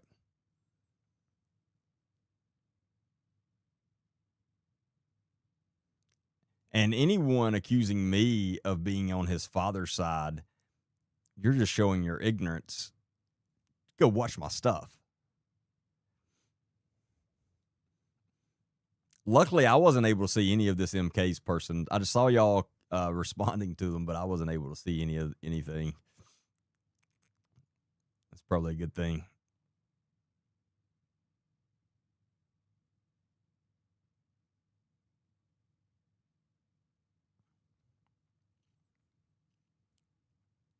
And as I've said, I hope Carson changes. He's young. He can still change. He can still make a decision and change. Now he probably needs professional help, but he can make a decision to change.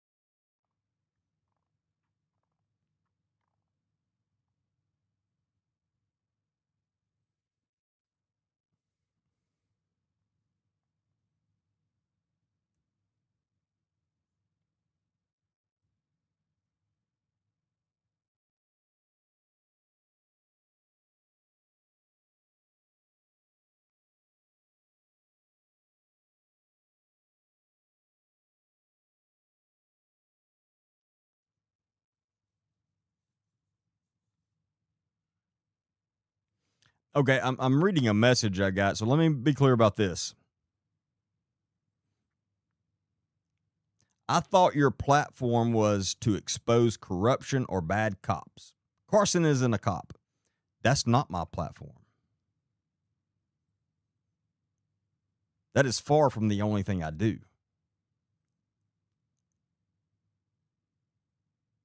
The main my main goal on my platform is calling out child predators, number one.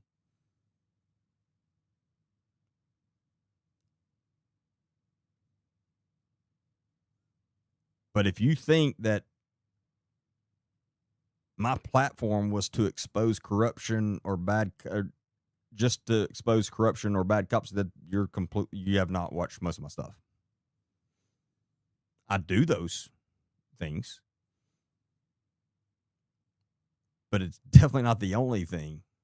So just wanted everybody to be clear about that.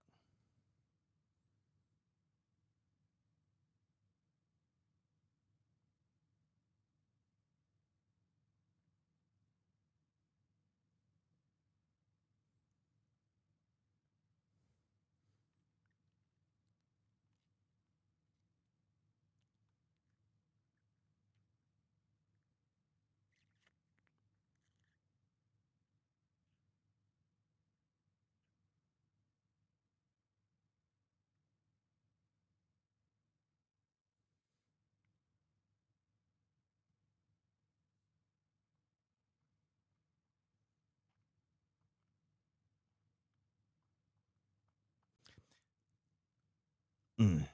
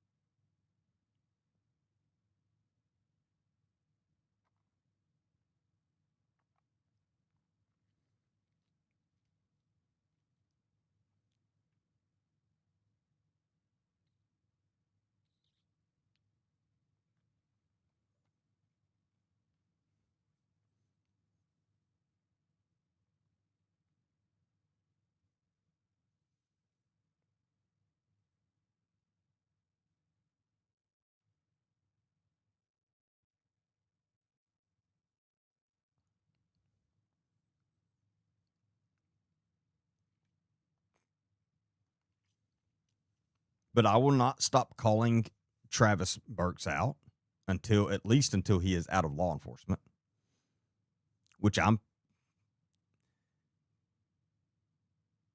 pretty confident is going to happen very soon. Now, if it doesn't, we're going to continue to call him out. And we're going to put as much pressure as possible on the Jefferson County Sheriff's Office if they don't let him go. But I'm pretty confident they're going to. But at the same time,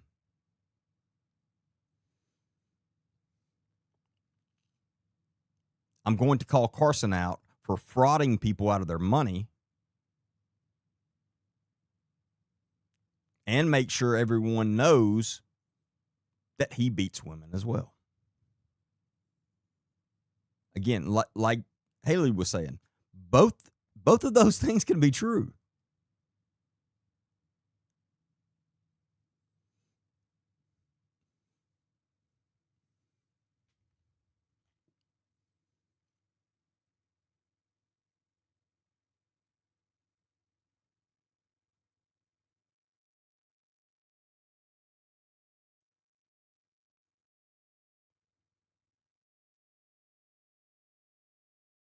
Oh goodness, Jessica, I'm so sorry to hear that.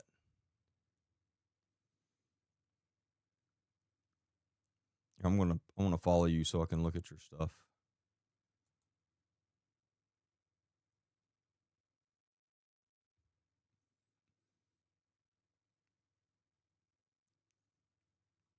And Jessica, if there's any way I can help you, please let me know. Don't hesitate, and I mean that. I'll probably message you, or you can message me.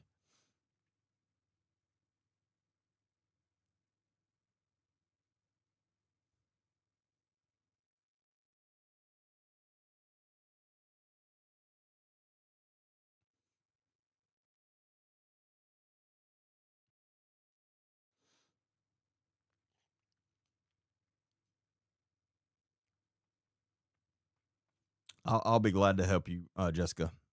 We'll get together.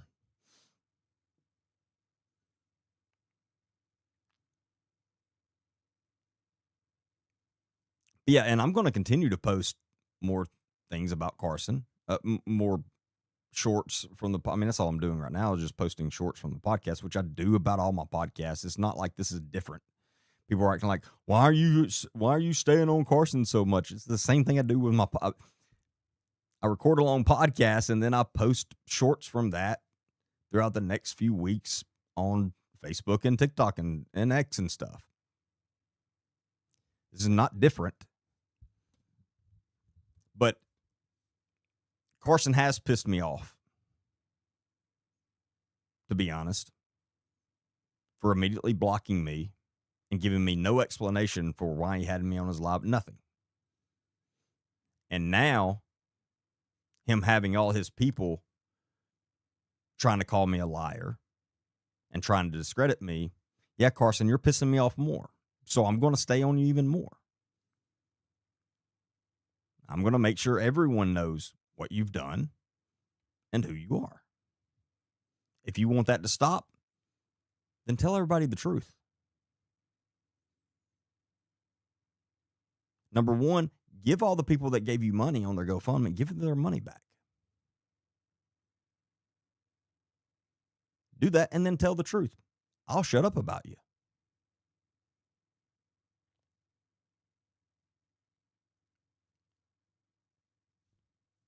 That's your choice.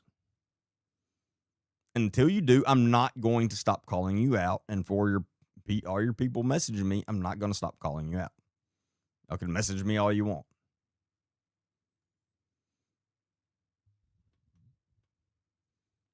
Sometimes I do take this stuff personal. And when someone is trying to discredit me, I take it personal.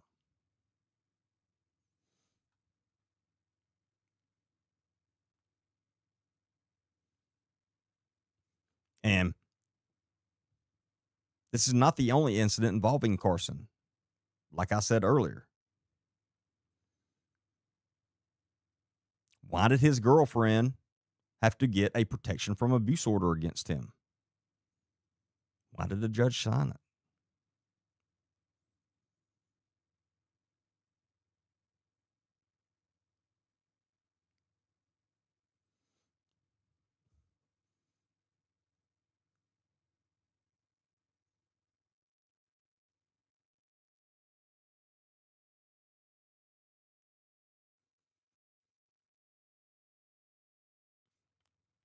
It wouldn't surprise me, Ashley. I've thought about that a lot. It wouldn't. I have no evidence of that, so I'm not going to say that, but it wouldn't surprise me. But you're exactly right. It definitely sounds like that.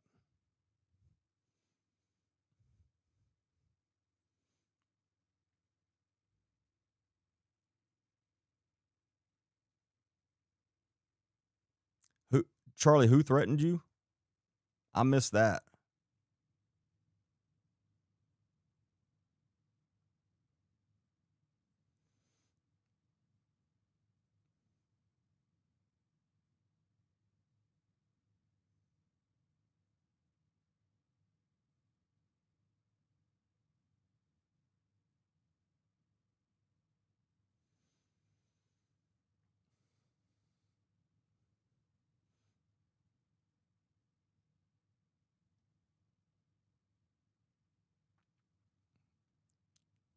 If somebody threatened you, message me and tell me about it because I want to know about that.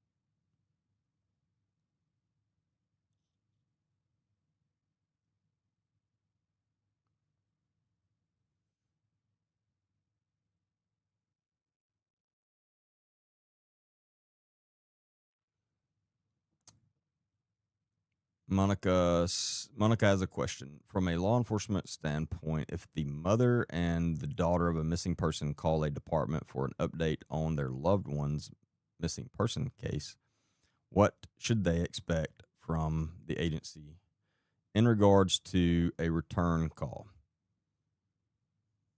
I know a family that has called since April and no response yet.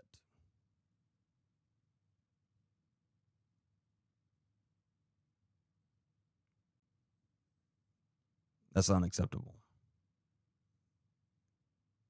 Because even if they don't have an update, they need to tell them that.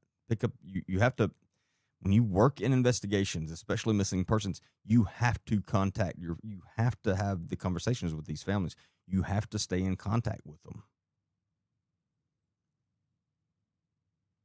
And it sucks having to call them or answer the phone and say, hey, I don't have an update. But they deserve to hear that. You don't just ignore them. And my advice on that, call them. Call them every day. Call their boss.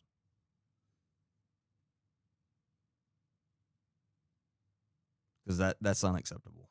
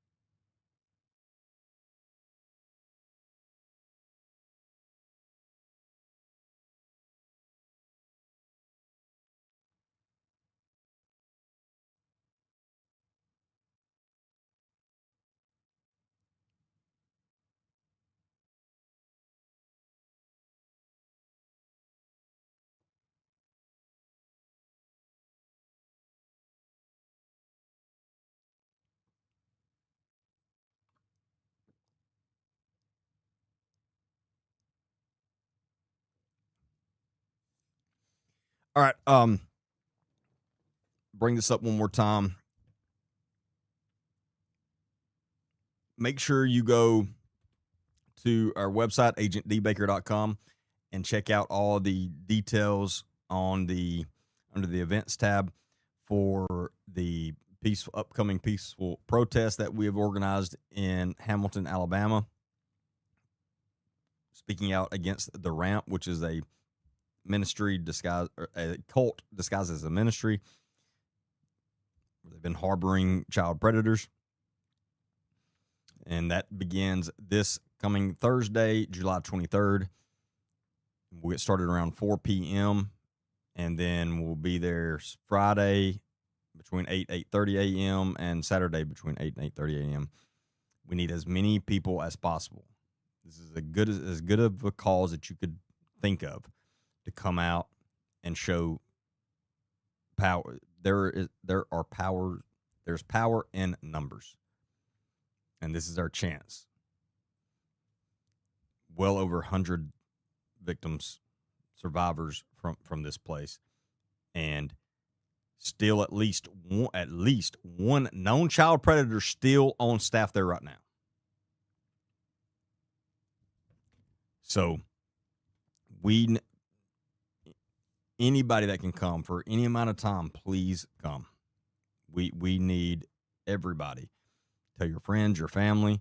We will have plenty of water for everybody to stay hydrated, because that's going to be important. It's probably going to be hot, but we will have plenty of water for everybody to stay hydrated. Probably have some We'll have some snacks as well. We'll have. We're going to try to set up some kind of cooling stations, and also we still need some more volunteers. So go on the website. You'll see a list of the different volunteer spots we need. You just click on them and sign up for them right there. I think at last I checked, we had 4 or 5 signed up. We still need quite a few more. But go check that out and sign up on those. And because we will need help in that area as well. But I also think it'll be a good time. We're coming together for a great cause, and it's going to be fully peaceful.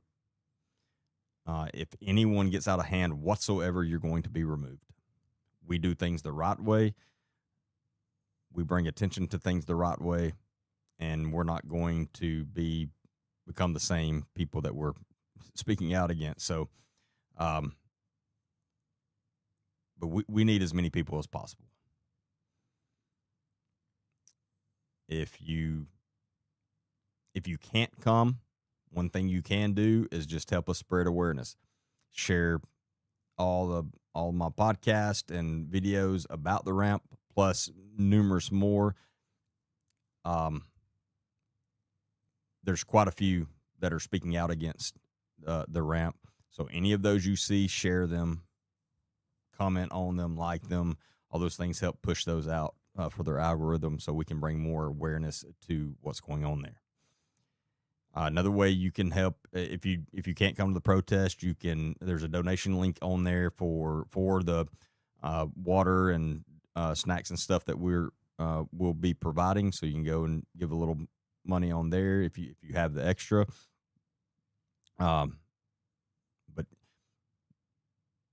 if you can come, you don't have to bring anything, just yourself. If you are coming and you can bring a sign, that's awesome too. You don't have to. Again, you don't have to bring anything. We will have water and all that stuff there. Most importantly, we just need bodies. We need people to show up, because there's power in that. And I really, really am expecting a large crowd, and I hope that's what we get. Where is it? It's in Hamilton, Alabama.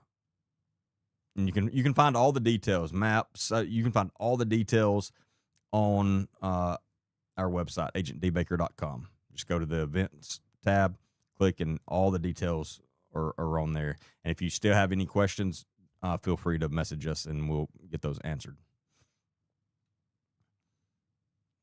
It's starting Hamilton, Alabama, this Thursday, July 23rd. We'll be getting started around 4 p.m. You can get there earlier.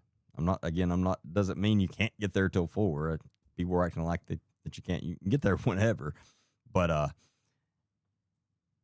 we're going to get good and started around 4, and then again between 8 and 8:30 a.m.